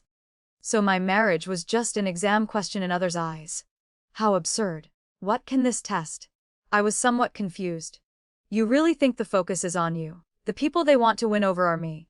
The test is naturally on me. Previously in court I never sided with any faction. This time His Majesty isn't just testing them, he's also forcing me to choose. I held my head with both hands and squatted on the ground. Too complicated. Feels like I need to grow another brain. So I'm just an exam question, just the factor leading to the answer. Then who will father choose? I won't choose anyone. But didn't father say His Majesty is forcing you to choose? Father looked at me like I was an idiot. Just because His Majesty wants me to choose means I have to choose. Then what's the point of me being Prime Minister? Father's expression was bland, his tone very calm, but his whole body radiated an authority that couldn't be denied. He looked at me and smiled. Being a minister, the most interesting thing is matching wits with the emperor. His Majesty hasn't issued an edict, why should I comply? Choosing the wrong side could have very serious consequences. I blinked dumbly and nodded, then dejectedly lowered my head. Having modern person's memories is useless, it still doesn't make me smart. I'm still completely outplayed by ancient people. Next, what should I do? A large hand was placed on my head. I looked up to see father's gentle gaze, gently comforting me. Arya, don't worry. With father here, I absolutely won't let you do something you don't want to. Don't say any more. Father's greatest wish in life is for you children to live freely. Next, you don't need to do anything. Whether eldest prince or fourth prince invites you, you don't need to pay attention. Leave the rest to father. When I went to see Alexander, he was practicing calligraphy in his study. Seeing me arrive, he just calmly put down his brush and looked at me. Arya, you're here? I'm not happy. Alexander, I'm about to marry someone else to be their crown princess. Aren't you sad at all? He answered without hesitation, not sad. I immediately glared at him angrily and slammed the table. Alexander, I'm about to get angry. Alexander frowned, pulling my hand over, distressedly gently rubbing my palm. Why use so much force? Your hand is all red. Because you made me angry. If you're angry, then hit me. Won't hitting the table hurt your hand? He spoke seriously with a matter-of-fact expression. I suddenly couldn't be angry anymore. Softened. I'm not hurt. I paused, withdrew my hand and looked at him warily. Alexander, are you giving up again? What nonsense are you thinking? Alexander smiled lightly. I'm not sad because I absolutely won't let you marry someone else. His voice was gentle but his eyes were frighteningly bright. His gaze practically stared at me, making my heart skip half a beat. I squatted down, lying on his legs, looking up at him. Alexander, I won't marry anyone else. The person I want to marry from beginning to end is only you. Alexander, whose face had been somewhat gloomy, heard my words and intense emotion appeared in his eyes that was hard to control. He raised his hand, but stopped in mid-air, as if trying hard to restrain something. I immediately moved my head closer, rubbing against his hand, smiling at him. Alexander, this time I'm being merciful, letting you pat me once. He froze for a moment. His gaze instantly softened and his hand came down, but only brushed through my long hair. Arya, as long as you choose me and I need you, I only want you. You are my everything. I won't let anyone take you away. I just nodded. In the following days everyone was busy. Only I was idle to the point of panic, sitting by the pond at home fishing. Those previous stupid Yanji carp had long been eaten. The new batch was very clever, completely ignoring my bait. After half a day without catching any, I angrily threw down the fishing rod. Behind me suddenly came a mocking voice. Tease Cask, still such a hot temper. How did you become a sweet cake everyone's fighting over? I turned to see Marcus in armor standing not far away, smiling at me. Marcus, you're back? I exclaimed, rushing toward him. Marcus grabbed the back of my neck, pulling me away a bit, looking at me with disgust. Arya Sterling, why are you like a dog? Just pouncing like that. My smile immediately vanished. I knocked his hand away and turned to leave. Marcus hurried after me, continuously apologizing. Not really. You're angry already. Arya Sterling? Sterling. Good sister, I apologize. Don't be so petty. I didn't say a word, walking faster and faster. Marcus got anxious and shouted at me. I went through so much difficulty to come back once. You won't even call me brother. I came back specifically for you. I stopped and turned around. Why do you say you came back for me? I misspoke. I looked at him suspiciously. Marcus seemed to know he'd said something wrong. He quickly covered his mouth, continuously shaking his head. I asked again and again, but he kept his mouth shut and wouldn't speak.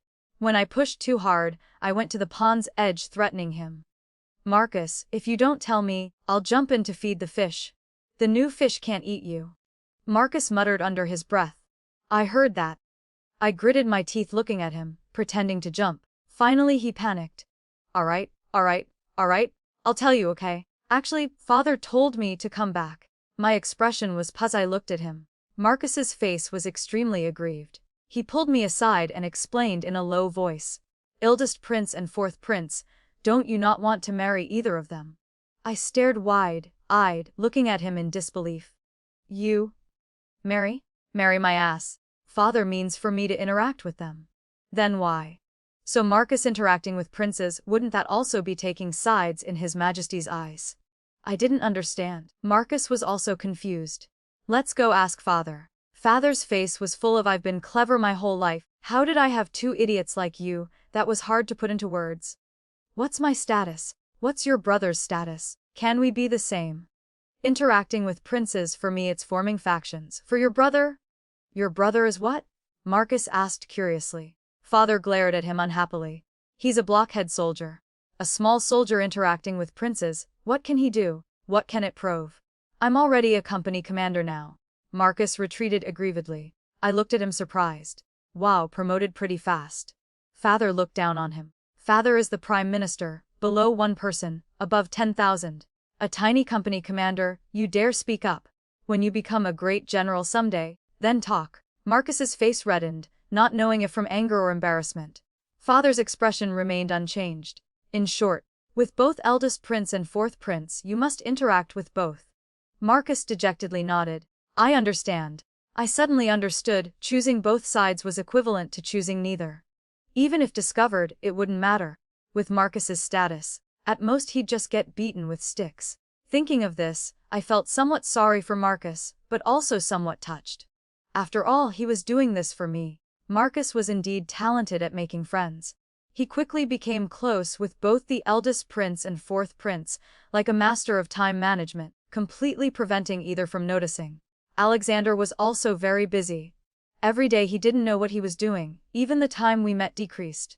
Father was busy too, spending all day in his study, either writing letters or reading letters. I felt like our carrier pigeons were getting thin. Then he was summoned to the palace several times. I didn't know what he discussed with the emperor, but the emperor never mentioned having me choose a crown prince again. On court, he even actively said that was just a joke. I originally thought this matter would pass peacefully, until I went looking for father and accidentally overheard his conversation with Marcus. Cow, father, am I your biological son? Can you be gentler? It hurts so much. Don't move, you still want to be a great general.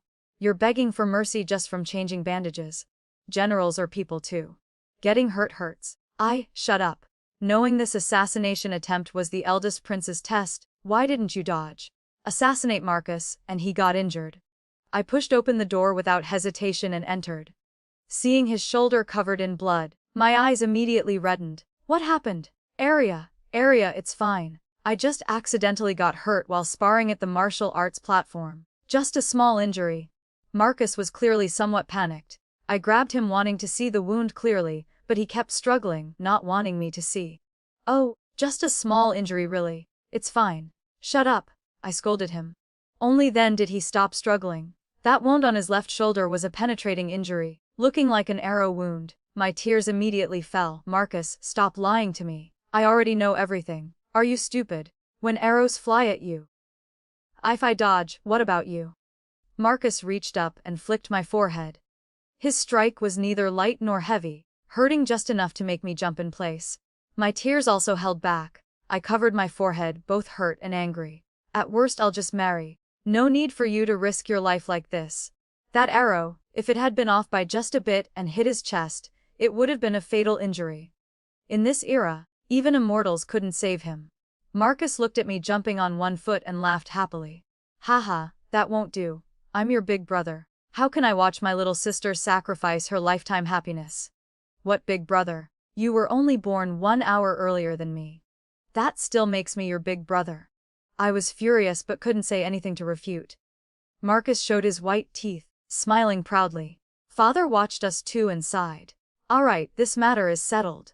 I've already hinted to His Majesty that I, Sterling, won't side with any faction. But in the future, whether eldest prince or fourth prince ascends the throne, the Sterling family will support from the side, even if it means sacrificing Sterling family lives. After this, His Majesty probably won't mention Arya's marriage again. My heart had complex feelings. Father, it's not worth it for my marriage. Not just for you. Arya, sitting in a high position, when imperial power changes I couldn't avoid it anyway. Planning ahead certainly isn't wrong. Besides, letting His Majesty think he's grasped my weakness, won't he feel more at ease? I understood Father's meaning, but after all was said and done, this matter still arose because of me. Father's initial motive was still for me. I felt both touched and ashamed, while also feeling lost. What's so great about sitting in a high position? In the end, success or failure is just the Emperor's word. Under imperial power, everyone is ants. Commoners' lives are like grass. Freedom and fairness seem to have never existed. After Marcus's wound mostly healed, it was time for Lily's marriage alliance. I went to see her off on the final journey. The princess's marriage alliance procession was grand and enthusiastic. Lily wore beautiful red wedding clothes, stunning. She took out a land deed from her sleeve and gave it to me. I took it and looked, it was a shop. She nodded. This is a pastry shop I'm giving you. I froze, suddenly remembering when the four of us gathered at Fragrant Pavilion before. I watched Marcus and Lily playing around. Alexander protected me beside them. Lily even joked about wanting to open a pastry shop with me, splitting profits 30-70. That scene seemed like just yesterday, but now Lily was marrying far away. Alexander was crippled and deposed. Marcus was also forced to interact with various princes, constantly in danger. It seemed like only I remained unchanged. Lily reached out to wipe the tears from my face. Turns out I'd been crying without knowing when. Arya, don't cry. I'll definitely take good care of myself. And you, look after our pastry shop. Make sure it doesn't lose money. How could it lose money? I gripped the deed tightly. I'll definitely make it flourish. When you return, you'll see many branches. Lily just smiled without responding. A princess going for marriage alliance, how could there be a day of return? I escorted her to the city wall but couldn't go further. Along this journey, Lily kept her head lowered in thought, unconsciously touching the ring on her left ring finger. It was from Marcus. Before getting off the carriage, I squeezed her hand hard and whispered in her ear, Lily, when you pass the city wall, remember to look back. She suddenly raised her head with wide eyes, her gaze carrying hope. I didn't say anything, just nodded firmly. The carriage moved forward. When I climbed the city wall and looked down, the carriage was already far away. I could only look at the person beside me. She looked back. She looked back. Did she see you? Don't know. The corner of Marcus's mouth lifted slightly. But it doesn't matter. Being able to see her is enough for me. His gaze followed the distant procession intently. Even when it became a small black dot, he still stood motionless. He probably wanted to immediately chase after Lily, right? But he couldn't. Not just for me but also for the Sterling family. Father was aging and would retire someday. When that time came, he would shoulder the Sterling family. The more I thought, the more heartbroken I felt. I pitifully tugged at his sleeve. Marcus, absent-mindedly, seemed not to hear. I held his hand and called again. "Brother, let's go home." Only then did Marcus come back to his senses. He turned and smiled at me. "Let's go home. Father and Mother are waiting for us at home." After Lily left, I began managing the pastry shop she left for me. The shop wasn't big but was decorated cleanly and brightly. The display cases held various pastries and sweets, with several small tables beside them. I went to check every day. Besides accounting, I also researched new pastries and milk tea to sell. Business was very good with constant customers. Too bad Lily couldn't see it.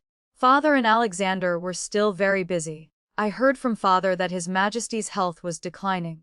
The entire capital exuded an atmosphere of impending storm. And at this critical moment, news came from the border. The Northern Shen army was dissatisfied with the marriage alliance ceasefire. They captured Lily's marriage procession, declaring that either Southern Jin must gift an additional city, or war would break out again, and they wanted to use the Southern Jin princess as a pre-battle sacrifice. As soon as the news came out, the whole country was shaken. The court was full of cursing, but the words were still mainly about compromise. Not one person dared to stand up and request battle. The emperor was so angry he vomited blood and fainted during morning court. Father told us about these matters with a face full of worry. This time His Majesty probably really won't make it. My heart was full of worry for Lily's safety. If we don't fight, Southern Jin loses a city, not to mention, it would leave an image of weakness in Northern Shen's hearts, with endless future troubles. But if we fight, Lily probably can't keep her life. My heart worried but was powerless. The next day, the emperor finally woke from his coma but could no longer get out of bed. As soon as he woke, he summoned Father and the court ministers to the palace. Not long after, one edict after another was transmitted from the palace. Confer the eldest prince as Prince An and concurrent general of flying cavalry. Immediately proceed to the border to negotiate with Northern Shen. Confer the second prince as Prince Qin with the fief of Yangzhou. Immediately proceed to the fief. Establish the fourth prince as crown prince. During His Majesty's recuperation, temporarily supervise the country and handle government affairs. Grant in marriage the Prime Minister's legitimate daughter Arya, Sterling, to Crown Prince Henry, to be married today. After receiving the edict, my head was in complete chaos. My thoughts became a tangled mess. I knelt on the ground motionless. I fell into confusion. Father looked at me and sighed, reaching out to help me up, his face full of self-blame. "Arya, Father apologizes to you. In the end, we still couldn't avoid it. Having me isn't enough. Why won't His Majesty still let Arya go?" Marcus's face was also pale. "It's just adding another layer of insurance." Father spoke leisurely. "His Majesty sending the eldest and second princes away from the capital is precisely so the fourth prince can smoothly succeed to the throne." Marcus grew more worried. Why did His Majesty decide on the fourth prince? Father glared at him, lowering his voice. "After interacting with the two princes for so long, haven't you noticed anything? Of the 6 ministry officials in court, the fourth prince has won over more than half. If His Majesty doesn't choose him, who else? Then how did the fourth prince accomplish this? Just 2 things, money and power, plus wanting to accumulate merit as a supporting minister." Marcus's face turned pale and he didn't speak anymore, just looking at me worriedly like Father. I steadied my spirit and smiled at them. "Don't worry about me. The imperial edict has been issued, can we resist it? Besides, I'm going to be crown princess, not going to prison. Lily will also be safe. These are all good things." His Majesty having the eldest prince go negotiate rather than confront the enemy showed his intention to compromise. If Southern Jin was willing to compromise, Lily would be fine. Marcus was somewhat moved and turned his head. "If these are good things, why is your smile so ugly?" My face immediately stiffened. I reached out to hit Marcus. "Get lost. Do you have to expose me? This is more like Arya Sterling." Marcus smiled. "If you don't want to marry, then don't marry." Father also stroked his beard. "Arya, no matter what happens, just remember, with Father here, I absolutely won't let you be wronged." I pouted and burst into tears. "Wah, Father, brother, why are you so good to me? Because we're family. Family being good to you. What other reason is needed? Father and Marcus frantically comforted me. I cried even harder because I knew not all families were like this. Being able to have such good family was my fortune. How could I watch them just blindly pay the price? I secretly went to find Alexander. When I arrived, he was leaning on a pillar practicing walking, but accidentally fell to the ground. Alexander. I hurried over to help him. Seeing me arrive, he panicked somewhat, turning his head, not wanting me to see, even wanting to avoid my hands helping him. After struggling to get him into the wheelchair, he pretended to be relaxed and smiled at me. Arya, you're here. He smiled gently, but his hands gripping the wheelchair were tight, the corners of his eyes also red. My heart felt as if gripped by those hands too, painfully hard to breathe. I bent down to look at him. Alexander, I'm sorry. Alexander quietly looked at me. Arya, don't apologize to me. You haven't wronged me in any way. No, I have wronged you. Because I'm about to break my promise. I shook my head, choking up. Tears blurred my vision. I rested my head on his legs, not daring to look at him. I said I would always be by your side, but now I can't anymore. I have to marry someone else. If I were alone, I definitely wouldn't hesitate to go with you. But I have parents, I have Marcus. I can't watch them fall into danger for me alone. Do you know? Father had already arranged for me to fake death and escape. They thought I didn't know, but actually I knew everything. So I won't follow their plan. It happened too suddenly with too little time. This plan isn't perfect. I can't watch them take risks. I'm sorry, Alexander. Compared to my personal happiness, the Sterling family is more important to me. So I'll marry Henry and become his crown princess. In my previous life, I never experienced any family affection. In this life, they gave me love I'd never had before, as if wanting to make up for what I lacked in my previous life. So it also made me more afraid of loss. When the princess went for the marriage alliance, hadn't Marcus thought about taking Lily and eloping? He had thought about it, but the consequences we couldn't bear. For the Sterling family, he endured. Now it was my turn. How could I selfishly push all responsibility onto them? Alexander always quietly listened to me speak. Only when I finished did he, like coaxing a child, gently pat my back. He said, "It's okay, Arya. How could I make things difficult for you? I'll support all your decisions." He didn't blame me but comforted me. My heart felt even worse. Tears completely broke through. I cried uglily. Alexander? Why are you so good? Why don't you blame me? You could hit me or scold me. Alexander paused. The corners of his eyes reddened a bit, but his gaze remained gentle. He looked at me and smiled. The young lady I've lovingly raised since childhood, how could I bear to hit or scold her? I raised my head to look at him. He was still the handsome youth in my memories. Then what about you? I asked. You're always worrying about me, but what about you? Do you think about yourself? Don't worry, Arya. I know what I must do. I've thought about it long enough. I promise you, I'll definitely be fine. Alexander's gaze was more determined than ever. I didn't fully understand his words, but as long as he said it, I would believe it. Because what he promised me, he had never broken. The day Alexander left for his fief, I didn't see him off. I was busy preparing for the wedding with Henry. His Majesty's health couldn't last much longer. The wedding needed to be completed quickly, so preparations were all very rushed. On the wedding day, Mother combed my hair. She didn't say other auspicious words. Our family was never one to follow conventions anyway. Mother just hopes you'll be safe and happy in the future. I couldn't bear it and turned to hug Mother's waist. Mother, if possible, I really hope I could never marry anyone and just stay with Father and Mother. Why say such foolish words? What daughter doesn't marry? Mother stroked my head. Come now, it's time. The weather is cold, drink some wine to warm up. You'll have to get in the wedding sedan soon. Mother handed me a cup of wine. I laughed. Mother, you're learning Father's bad tricks too. Tell me, what did you put in this wine? Mother showed anxiety. Arya, Father and Mother are doing this for you. Just drink this cup of wine. I interrupted her. I'm also a Sterling. How can I let everyone risk their lives while I run away? Anyway, I'm not drinking this wine. With that, I waved my hand and knocked the wine cup to the ground. Mother was so worried she spun in circles, glared at me, then ran outside. I sat in the room waiting for the wedding procession. But the person who came was Marcus.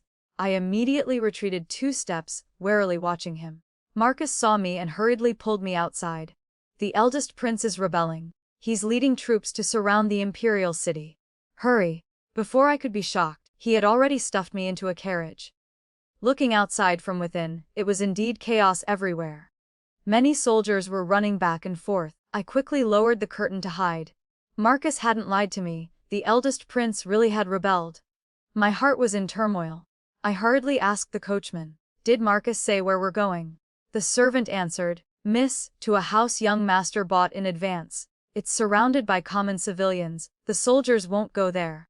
I nodded, but before I could organize my tangled thoughts, the carriage suddenly stopped. "Are we there already?" No one answered. Lifting the carriage curtain, I saw a troop of soldiers had surrounded the carriage. The general leading them clasped his hands toward me. "Miss Sterling, the eldest prince requests your presence." I didn't understand why the eldest prince would look for me at this time, but I could only follow them.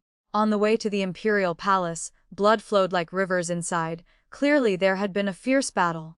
His Majesty was forced to sit at his desk, still wearing nightclothes. Fourth Prince Henry was wearing wedding robes, forced to kneel on the ground. His usual noble son appearance was gone, and eldest Prince William wore blood-red armor, standing with the posture of a victor looking down at them. Seeing me arrive, he laughed loudly toward the Emperor. "Father Emperor, my crown princess has also arrived. When will the edict establishing the crown prince be issued?" The Emperor's expression suddenly changed. He angrily shouted, "You rebellious creature! You're rebelling against your superiors, disloyal and unfilial. Aren't you afraid of historical judgment? Aren't you afraid of future generations mocking you? Aren't you afraid the world will curse you for illegitimately seizing the throne?" Cough cough, his body trembled from rage and illness, then violently coughed. William smiled contemptuously. "That's why I still haven't killed you, Father Emperor. I only want you to establish me as crown prince, then retire to Fuguang Temple to recuperate. You're still the Emperor." The Emperor pointed at him, panting heavily, face flushed with anger, unable to speak. William seemed not to see, continuing to provoke, "It's just changing crown princes. It's not like you haven't done it before. Look, the crown princess you designated, I've already found her." With that, everyone's gazes focused on me. I inwardly cursed William, this dead dog wanting to kill his father and dragging me in as a shield. Finally the Emperor was forced to issue the edict. Fourth Prince Henry was deposed, confined to the prince's mansion for life without being allowed out. Eldest Prince William was established as crown prince, and I was still the crown princess. This road to the top, walking until now, only I remained. Even if I wanted to get down, I couldn't. William held my hand and smiled.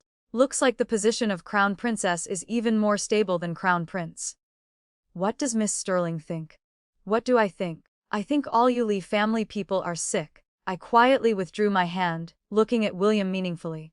"The crown prince is right. The position of crown prince is indeed very precarious. Who knows, maybe one day you'll be replaced too." The smile on William's face immediately stiffened. He gritted his teeth. Miss Sterling's words are as sharp as ever. I remained expressionless. "Thank you for the crown prince's praise." William's expression became even uglier. After experiencing such chaos, the wedding still proceeded normally. It's just that the groom had changed. At this point, we could only continue. I returned to the Sterling house again, wearing the head covering to bid farewell to my parents. Father cried until tears and snot mixed together, holding my hand and not letting go. Mother had to pull him for a long time before succeeding. Marcus carried me out the door. His back was much broader than in my memories. He carried me very steadily. I joked by his ear, "How is it? Are you tired?" I thought he would swear that someone determined to be a great general like him. How could carrying one person tire him? But he was silent for a moment before saying, "Heart tired. If possible, I'd never want to carry you like this. I only hope you'd stay home." Happy and joyful as the pearl in our Sterling family's palm, I froze, feeling my eyes sting. I blinked to hold back tears. I patted his shoulder hard, speaking seriously. "Brother, take good care of father and mother. Also take good care of yourself." Getting in the wedding sedan and setting off, after a while, the sounds of gongs and drums gradually disappeared. The surroundings suddenly became quiet. The carriage stopped. I felt something was wrong. Lifting the head covering to look outside, the wedding procession was nowhere to be seen. The carriage had also changed to a normal appearance. This place had wild grass growing thickly, we were probably outside the city. Looking ahead, I saw countless soldiers. The leading general saluted me. Miss Sterling, our master has been waiting for you for a long time. This scene seemed familiar. I was so scared I didn't dare move. Until I heard the sound of wheelchair wheels. Turning around, I indeed saw Alexander slowly pushing his wheelchair toward me. Don't be afraid. It's me. As soon as he finished speaking, I lifted my skirts and jumped from the carriage, running like flying to his side, falling into his embrace. Alexander was startled but still steadily caught me. As soon as I saw him, I got angry. Clearly I was very happy, but I still couldn't help complaining. Alexander, you just scaredly nodded. I know, so I came to pick you up. He was still like this, considerate about everything for me. I pursed my lips, unable to help secretly smiling. Alexander looked at me full of pampering. Arya, come with me. Go, go, go, go. I immediately sobered up, standing and retreating 2 steps. Alexander, I know father and everyone must have arranged with you beforehand to bring me to you like this now. But I'm sorry, I can't go with you. I can't abandon the Sterling family. Alexander looked at my retreating movements. His gaze darkened, but he still patiently explained. I know you won't come with me, so don't worry. I'm not here to take you away to hide. I just want you to wait for me in a safe place. My heart had already guessed somewhat. My heartbeat quickened. A safe place. What are you planning to do? Alexander raised his head to look toward the capital. His gaze was firm as stone, as if nothing could shake his determination. He parted his lips. I want to rebel. I wasn't too surprised. Many things suddenly became clear. I looked at him intently without blinking. So father knew too. You all discussed this beforehand. Alexander froze. His sharp gaze immediately dissipated, looking dazed. He obviously didn't expect I would ask this. He touched his nose, looking somewhat flustered. Arya, let me explain my ass. I exploded, pointing at him and scolding. Alexander, you bastard. I'd long wondered who father was writing so many letters to. Turns out it was to you. You all secretly colluded, sneakily arranged things, secretly communicated. Happy now. Father even cried so heartbrokenly, he must have been acting for me. Alexander's eyes widened. Arya, from now on you can't use words like that. I don't care. Whether you go rebel or do anything, you must bring me along. I want to be with you, with the Sterling family, advancing and retreating together. Reasoning with Alexander, I'd definitely lose. But I'd be unreasonably stubborn. Alexander couldn't do anything about me and had to agree. I eagerly wanted to leave immediately. He pulled me back. I looked at him confused. He sighed. Change clothes first. I looked down at the wedding dress on my body and immediately understood. Suddenly remembering something else. Right now the eldest princess side must be holding a wedding. Who's replacing me in the ceremony with him? Alexander's expression suddenly became somewhat strange. He coughed. "Ko, it's your brother." My brother. We decided to immediately return to the city. First we had to rescue Marcus, to prevent him from being discovered and getting into trouble. I changed into servant's clothes and stood behind Alexander pushing his wheelchair. After reaching the city, I looked at the towering city walls with a troubled expression. Attacked directly. Alexander shook his head. He just raised his head and waved toward the city wall. The city gates rumbled open. I watched stunned. Alexander calmly said, "Without some certainty, how would I dare rebel? Being crown prince for so many years, I still have this bit of ability. Don't worry." This amazed me. This is a bit of ability. I didn't dare say anything, silently pushing the wheelchair. William's people still reacted quickly. The 2 armies quickly began fighting. When he arrived and saw this scene, his expression immediately became gloomy. He looked toward Alexander in the rear and said, "Unexpected. I still underestimated you, second brother." Alexander smiled. "Elder brother has been at the border for many years. Perhaps you don't know the capital is my territory." William laughed loudly. "Ha, you're right. The capital is your territory. But the border is mine. That's why your legs broke at the border." Hearing these words, my heart ached. I suddenly gripped the wheelchair handle tightly. Alexander's expression showed no change. Instead, he patted my hand, comforting me to relax. On the opposite side, William looked at Alexander's legs, showing confusion. "I really don't understand even if you win, so what?" He laughed coldly. "A cripple, who would agree to let you ascend to the emperor's throne." Alexander's expression was leisurely, looking absolutely confident. then that's not for elder brother to worry about. After all, you won't be able to see that day. William's expression immediately became extremely ugly. He barely finished speaking when the Imperial guards arrived. Capture him. This crown prince will heavily reward you. William's eyes flashed with proud light, as if everything was under his control. Until the Imperial Guard commander walked straight past him to Alexander's side, decisively kneeling. Your Highness, this subordinate arrived late. Please forgive me. Not late. You came at just the right time. Alexander reached out to help him up. The guard commander stood and thanked him, then turned and waved.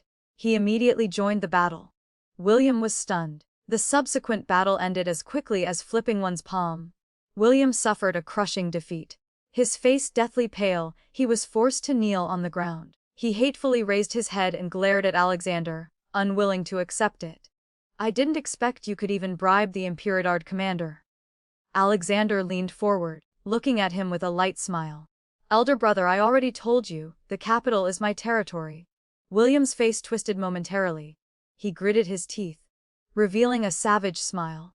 If I'd known there would be today, back then I wouldn't have just had someone push you into the lotus pond. I would have directly had someone drown you in the pond. With that, he struggled to rush at Alexander, but was pressed to the ground by others. He could only roar in despair. I was somewhat surprised. I didn't expect it was him. I thought it was the fourth prince. Alexander didn't dodge. Even his gaze didn't change. He just leisurely said, Elder brother, you're wrong. That day you could have someone push me into the lotus pond only because I was willing. I stared wide-eyed at Alexander as if trying to see through his back. This bastard, turns out that day he actively went to probe, and even acted for me. William also didn't expect this. His struggling movements immediately stopped. Fear appeared in his eyes, along with relief. Turns out we were all wrong. Alexander, we all underestimated you. I didn't lose unjustly. Didn't lose unjustly. He laughed loudly, using all his life's strength to break free from restraints. He drew the sword from a nearby general and decisively committed suicide on the spot. Fresh blood splattered everywhere, drawing a beautiful arc in the air. William fell and went silent. Alexander turned and pulled me into his embrace to cover my eyes. I only heard him sigh, his voice somewhat hoarse. I originally didn't want him to die. I didn't know what to say. I could only hold him tightly, hoping to comfort him a little. After finishing, we went to pick up Marcus. When we arrived, he was still wearing bridal clothes sitting in the bridal chamber. Come, let me see what the crown princess looks like. I tried to hold back laughter, stepping forward to lift his head covering. At first Marcus was flustered beyond recognition, hands and feet clumsy as he covered his face. Only when he heard my voice did he stop glaring at me. Arya Sterling. He made a motion to catch me. I quickly hid behind Alexander's back. Marcus withdrew his hand helplessly and performed a salute. Your Highness, is everything finished? Alexander nodded. I was in the back courtyard and didn't hear anything. I didn't expect it to be finished already. Marcus immediately breathed a sigh of relief, looking much more relaxed. After he finished changing clothes and tidying up, we went to the Imperial Palace together. His Majesty had experienced 2 palaces in one day. His emotions had risen and fallen dramatically. Now he was barely breathing. He looked at Alexander, panting heavily. Alexander, I didn't expect the final victor would still be you. Thanks to Father Emperor's teachings over many years, your son had no reason to lose. Hearing this, His Majesty struggled to pull out a smile. He reached his hand toward Alexander. Alexander was silent for a moment, then finally pushed his wheelchair forward and held his hand. Alexander, you helped me eliminate the rebels. This is indeed great merit. I want to confer you as Regent Prince. After I pass away, you'll assist your 14th brother in ascending the throne. What do you think? These words were both reward and probe, having Alexander assist his own young brother, but never considering the possibility of him ascending to the throne. Alexander heard this and suddenly chuckled softly. This smile carried some self-mockery and loneliness, inexplicably making people feel pressure. He withdrew his hand, his gaze cold. Father Emperor, perhaps you still don't understand. Your son didn't come to rescue you. Your son came here to rebel. At this point, you don't think your son will still follow your commands, do you? The Emperor's eyes bulged wide, feeling like they might pop out, very frightening. Alexander continued speaking. But your son isn't like elder brother. Your son doesn't care about reputation or anything. Let the world say what they want. Let history books write what they will. Your son doesn't care. Your son will be the first crippled emperor in the world. Speaking to hear, he turned to look at me. I secretly gave him 2 thumbs up. Alexander, you're amazing. Keep going. He couldn't help lowering his head to smile, then turned back to regain his calm. Only his gaze grew even brighter. But your son will still be a good emperor, caring for the people, expanding territory. As for other merits and faults, let future generations judge them. The emperor's chest heaved. He struggled to move his lips, making vague moaning sounds from his throat, but couldn't speak any words. He reached out wanting to sit up and grab Alexander. His whole body trembled continuously. Very quickly, his eyes lost focus, widening. Finally he fell powerlessly. His Majesty had passed. All the ministers hurried over. Father mixed in the crowd and saw me dressed as a servant standing behind Alexander. He paused momentarily but, being the Prime Minister after all, quickly regained composure. After everyone had gathered, Alexander directly announced he would ascend the throne in 3 days. He ordered the Ministry of Rites to prepare quickly. The ministers began clamoring noisily into a group. Someone gathered courage to ask Alexander about the will. Alexander coldly answered, "Will, there is none." He wore an expression of "I have no will, but in 3 days I'll ascend the throne. What can you do to me?"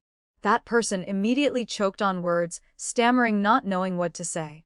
"He doesn't have a will, but I do." Fourth Prince Henry appeared from nowhere, hand raised high holding an imperial edict. Several ministers immediately received the edict and carefully examined it, finally concluding it was His Majesty's handwriting. Alexander rolled his eyes slightly, lowering his head and shaking it, revealing a bitter smile. From somewhere appeared several officials who began loudly shouting support for orthodoxy. That Henry should ascend the throne. Henry smiled proudly, looking at Alexander and saying, "Second brother, I don't blame you for coveting my position. But you must think carefully. With a crippled body, how can you ascend the throne? Wouldn't that invite the world's mockery?" Alexander was too lazy to even look at him. He turned to look toward Marcus. Marcus pulled out a stack of papers from his chest and threw them straight at Henry's face. "Then you, who colluded with enemies and betrayed the country for glory, do you have the qualifications to ascend?" Henry was hit in the face. His whole body radiated murderous intent. Hearing these words, his expression changed. The ministers picked up the papers. They were evidence of Henry colluding with Northern Shen for profit through smuggling, using that money to bribe officials. Among them was also evidence of him revealing Alexander's whereabouts to the enemy country. After reading, they began cursing. Henry was cursed until his face alternated between green and white. But some still proposed that while the fourth prince perhaps couldn't be emperor, Alexander with his crippled body also couldn't ascend the throne. They should choose another prince to support as a young ruler. Everyone argued noisily. A flash of gloom appeared in Alexander's eyes. He clapped his hands. Everyone looked toward him. He placed both hands on the wheelchair armrests, supporting himself to stand up. He walked forward step by step slowly, then stood still. At the same time, a large group of imperial guards rushed into the hall, pressing Henry and the ministers following him to the ground, while surrounding everyone else. Only then did Alexander speak. "I just said I'd ascend in 3 days. When did I say I was asking your opinions?" Everyone looked at his standing figure in shock. Finally, no one dared say anything more. At this time, Father stepped forward. He smiled, making a plop sound as he knelt and performed the grand ceremony. 3 days later, the grand coronation ceremony. This minister will definitely arrange for the Ministry of Rites to prepare everything properly. This minister represents all 6 ministry officials in welcoming the new sovereign's ascension. Long live your majesty. Long live. Long live. All the ministers immediately reacted, kneeling one after another. "We welcome the new sovereign's ascension. Long live your majesty. Long live. Long live." After everyone left, Alexander suddenly fell backward with a thud onto the ground. I hurriedly ran over. "Alexander, what's wrong?" "Don't worry. It's just that my legs aren't fully healed yet and I stood too long." Alexander smiled to reassure me. Only now did I notice his face was covered in cold sweat, both legs trembling continuously. I helped him into the wheelchair, red-eyed as I scolded. "Knowing you're not well, why show off? If you don't do this, they won't agree." He lowered his head looking somewhat apologetic, but his eyes still occasionally glanced toward me. That pitiful appearance made me unable to bear it. I didn't know what to do with him and sighed. I know you had no choice. It's okay, Alexander. Your legs will get better and from now on. I held his hand, looking up and smiling at him. He stared at me unblinkingly. Arya, you'll always be by my side too, watching me get better and better, right? Of course. Hearing my definite answer, the corners of his eyes immediately curved up. His gaze was warm, full of gentleness. We looked at each other smiling for a long time, both feeling this seemed somewhat silly, before retracting our smiles. I looked around. My gaze stopped at the highest dragon throne. Alexander. You're about to become emperor. I know. Alexander patiently answered my meaningless question. I asked again, so after you become emperor can I still scold you? Alexander smiled helplessly. Yes, not only can you scold me, you can hit me too. I lowered my eyes and forced a smile. He seemed to sense some unease in my heart.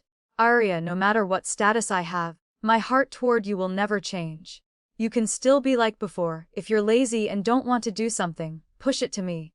If you're unhappy, scold me. If you're really angry, hit me. I promise I won't hit back or scold back. I'll let you handle me however you want. My eyes grew slightly moist. I was both touched and amused by his words. You make me sound like some tyrant bully. Alexander wiped my tears. What tyrant? Clearly a little crybaby. Just like when we were young copying homework. When your hand hurt from writing, you hid under a tree crying. You even knew about that. I was stunned, instinctively asking, then what secrets do I still have from you? Alexander heard this and paused. He seriously looked into my eyes. When I felt somewhat panicked from his staring, he finally withdrew his gaze. I think there still are. But since they're secrets, if you don't want to say, I'll never ask. I was completely flustered. What exactly had Alexander discovered? My heart was tangled like knotted hemp. Alexander and I looked at each other. His thick lashes trembled slightly. His clear eyes were like glass, beautiful but fragile. Arya, don't be afraid. Between us, the one who's never felt secure has always been me. You could be without me, but I can't be without you. He finished speaking and looked toward the highest position, cold and lonely up there. I can't imagine. In a place like that high platform, if you weren't beside me, how lonely I would be. His demeanor had an indescribable weakness. I couldn't help gripping his hand tightly. Then let me always be by your side. Alexander turned to look at me intently. His gaze was sincere yet passionate. Since that's so, I have an empress position. I wonder if you'd want it. Yes, but I want your harem to have only one empress position. No harem needed, just you alone is enough. Has story ends. Complete text. Epilogue. After Alexander ascended the throne, I smoothly became empress. But I spent my days as empress idle to the point of panic, while Alexander was busy non-stop. The first thing he did upon becoming emperor was handle the border situation. He sent Marcus as an envoy to the border to negotiate peace with Northern Shen, but actually to secretly bring Lily back. After succeeding, he immediately deployed troops for a decisive battle with Northern Shen. He said, Southern Jin won't cede territory or pay compensation, and certainly doesn't need to rely on marriage alliances to maintain superficial peace. Only war can exchange for true peace. So even if blood must be shed, we must fight. Fight until Northern Shen trembles with fear, then war will naturally stop. Indeed, after Marcus successfully rescued Lily, war erupted immediately. But this time Southern Jin's army no longer retreated. They weren't afraid of bloodshed or sacrifice, only advancing forward. A month later, Northern Shen suffered heavy losses. Their provisions were nearly exhausted. They could only actively withdraw troops, not daring to invade again. Southern Jin won. The day Lily returned, I was calculating accounts.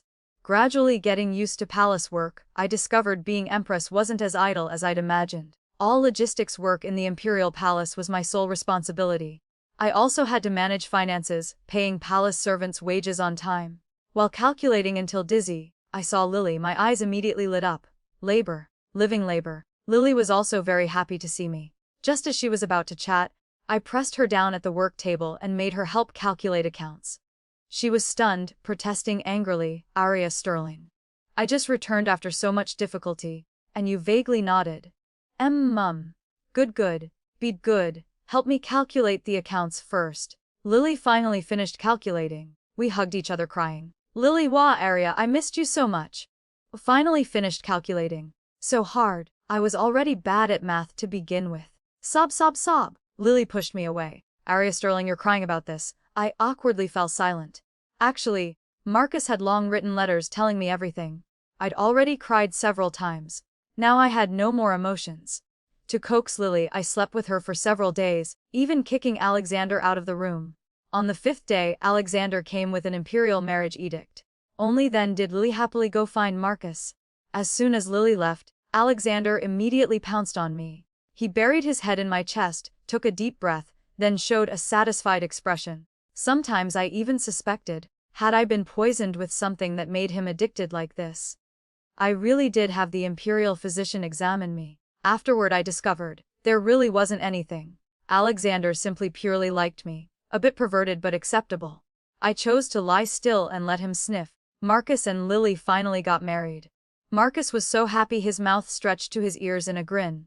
Father had worked hard half his life and really wanted to rest, so he actively resigned and retired. His greatest hobby now was fishing. Before he raised fish, now he fishes. Isn't that a perfect cycle? Unfortunately, Father was still an Air Force veteran. What? It means he was used to wielding power and control. Now he had to learn quiet patience by the riverside waiting for fish to bite. Life passed leisurely and comfortably. Only recently, Alexander had been somewhat abnormal. Lately he often looked at me with unwilling yet desperate gazes. Sometimes his smile even carried some self-mockery. I observed for a long time but still didn't know what illness he had. I could only coax him, accommodating him in everything. But the gentler I was with him, the more tragic and gloomy his gaze became. I felt I probably would never understand men in this lifetime, until one day I was reading in Alexander's study while he reviewed memorials beside me. Someone came to report 4th Prince Henry was drinking on the roof at midnight. He accidentally fell and broke both legs. They asked Alexander what to do. Alexander was silent for a moment, secretly glancing at me once, then said in a low voice, "Just let him fend for himself." I stared blankly at my book, thinking to myself, did Henry have some artistic illness? He used to like pretending. Now when drinking, he had to run to the rooftop to drink. Cosplaying as a tragic hero, he used to harm Alexander's legs. Now his own legs were broken. Served him right. After thinking all this, I came back to my senses and saw Alexander staring at me, revealing a bitter smile. I closed my eyes. Done for, he's having another episode. That evening after bathing, I searched through my jewelry box. Tomorrow I'd wear purple clothes. I wanted to see what jewelry would match tomorrow. After searching for a long time, I still couldn't find suitable accessories. My mood inexplicably became troubled. Alexander came and saw this scene. His eyes immediately reddened. "Are you looking for this?" He held a jade pendant in his hand and brought it before me. I looked carefully but didn't recognize it. Just as I was about to shake my head, Alexander had already pulled me into his embrace, holding me tightly. His voice was full of despair, but only begging humbly. "Arya Sterling, I don't care whether your heart currently has him or once had him. Don't leave me, I beg you. Without you beside me, I'll go crazy." I pointed at myself with wide eyes, confused.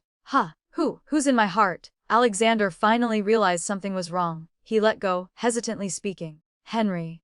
Henry's in my heart." I raised my voice shrilly, feeling it was absurd. "Why not?" Alexander was somewhat embarrassed but still gathered courage to ask confusedly. "Then why did you keep his jade pendant?" I looked at that jade pendant again and finally remembered, wasn't this the jade pendant Henry gave me when he came to cause trouble while Alexander was away from the capital? I forgot to throw it away. After explaining to Alexander for half a day, he finally believed me. He once again hugged me, this time extremely carefully, afraid of hurting me, treating me like a recovered lost treasure. "I'm sorry, Arya, I wronged you. Hit me. As long as you're not angry." All these years, Alexander still didn't have any sense of security. But I couldn't speak any words of blame. I could only feel heart-touch and hug him tightly, just like how he used to hug me. I leaned my head on his shoulder, speaking word by word seriously. "Alexander, I love you. In this lifetime, I'll only love you alone. Arya Sterling, I will never ever leave you. Can you trust me?" "Yes, I'll always trust you," Alexander answered without hesitation. But I knew, perhaps I'd revealed some flaw that let him discover something. Though I didn't know how he discovered it, if he knew I came from another world, perhaps his heart would never be able to completely feel at ease. But it's okay. I'll use my whole life to prove to him that what I said is all true. But regarding his current distrust, I was still a bit angry. I opened my mouth and bit his shoulder. Alexander groaned softly but didn't dodge at all, just silently enduring. My heart softened. I let go. Why didn't you dodge? As long as you can stop being angry, it doesn't matter how many times you bite. Alexander seriously explained. Seeing Alexander about to offer his other shoulder for me to bite, I was so angry I didn't know what to do. After thinking, I felt too lazy to argue with him anymore. I pulled him down onto the bed. Alexander was somewhat flustered, yet somewhat expectant. He asked, Arya, is this a new punishment? I raised an eyebrow and smiled. I know you don't trust me. I have no way to explain, so I can only use actions to prove it. First step, let's try having a child. Alexander's eyes lit up. I'm very willing to cooperate with this punishment. The bed curtains slowly closed, concealing the spring scene in the room. From then on, the high platform was no longer lonely. The peak also shone with brilliant light. Her the end. Thank you everyone for listening to Panda Tale Channel's story. Wishing you all a wonderful day. Remember to like and subscribe to get notifications when the channel releases new videos.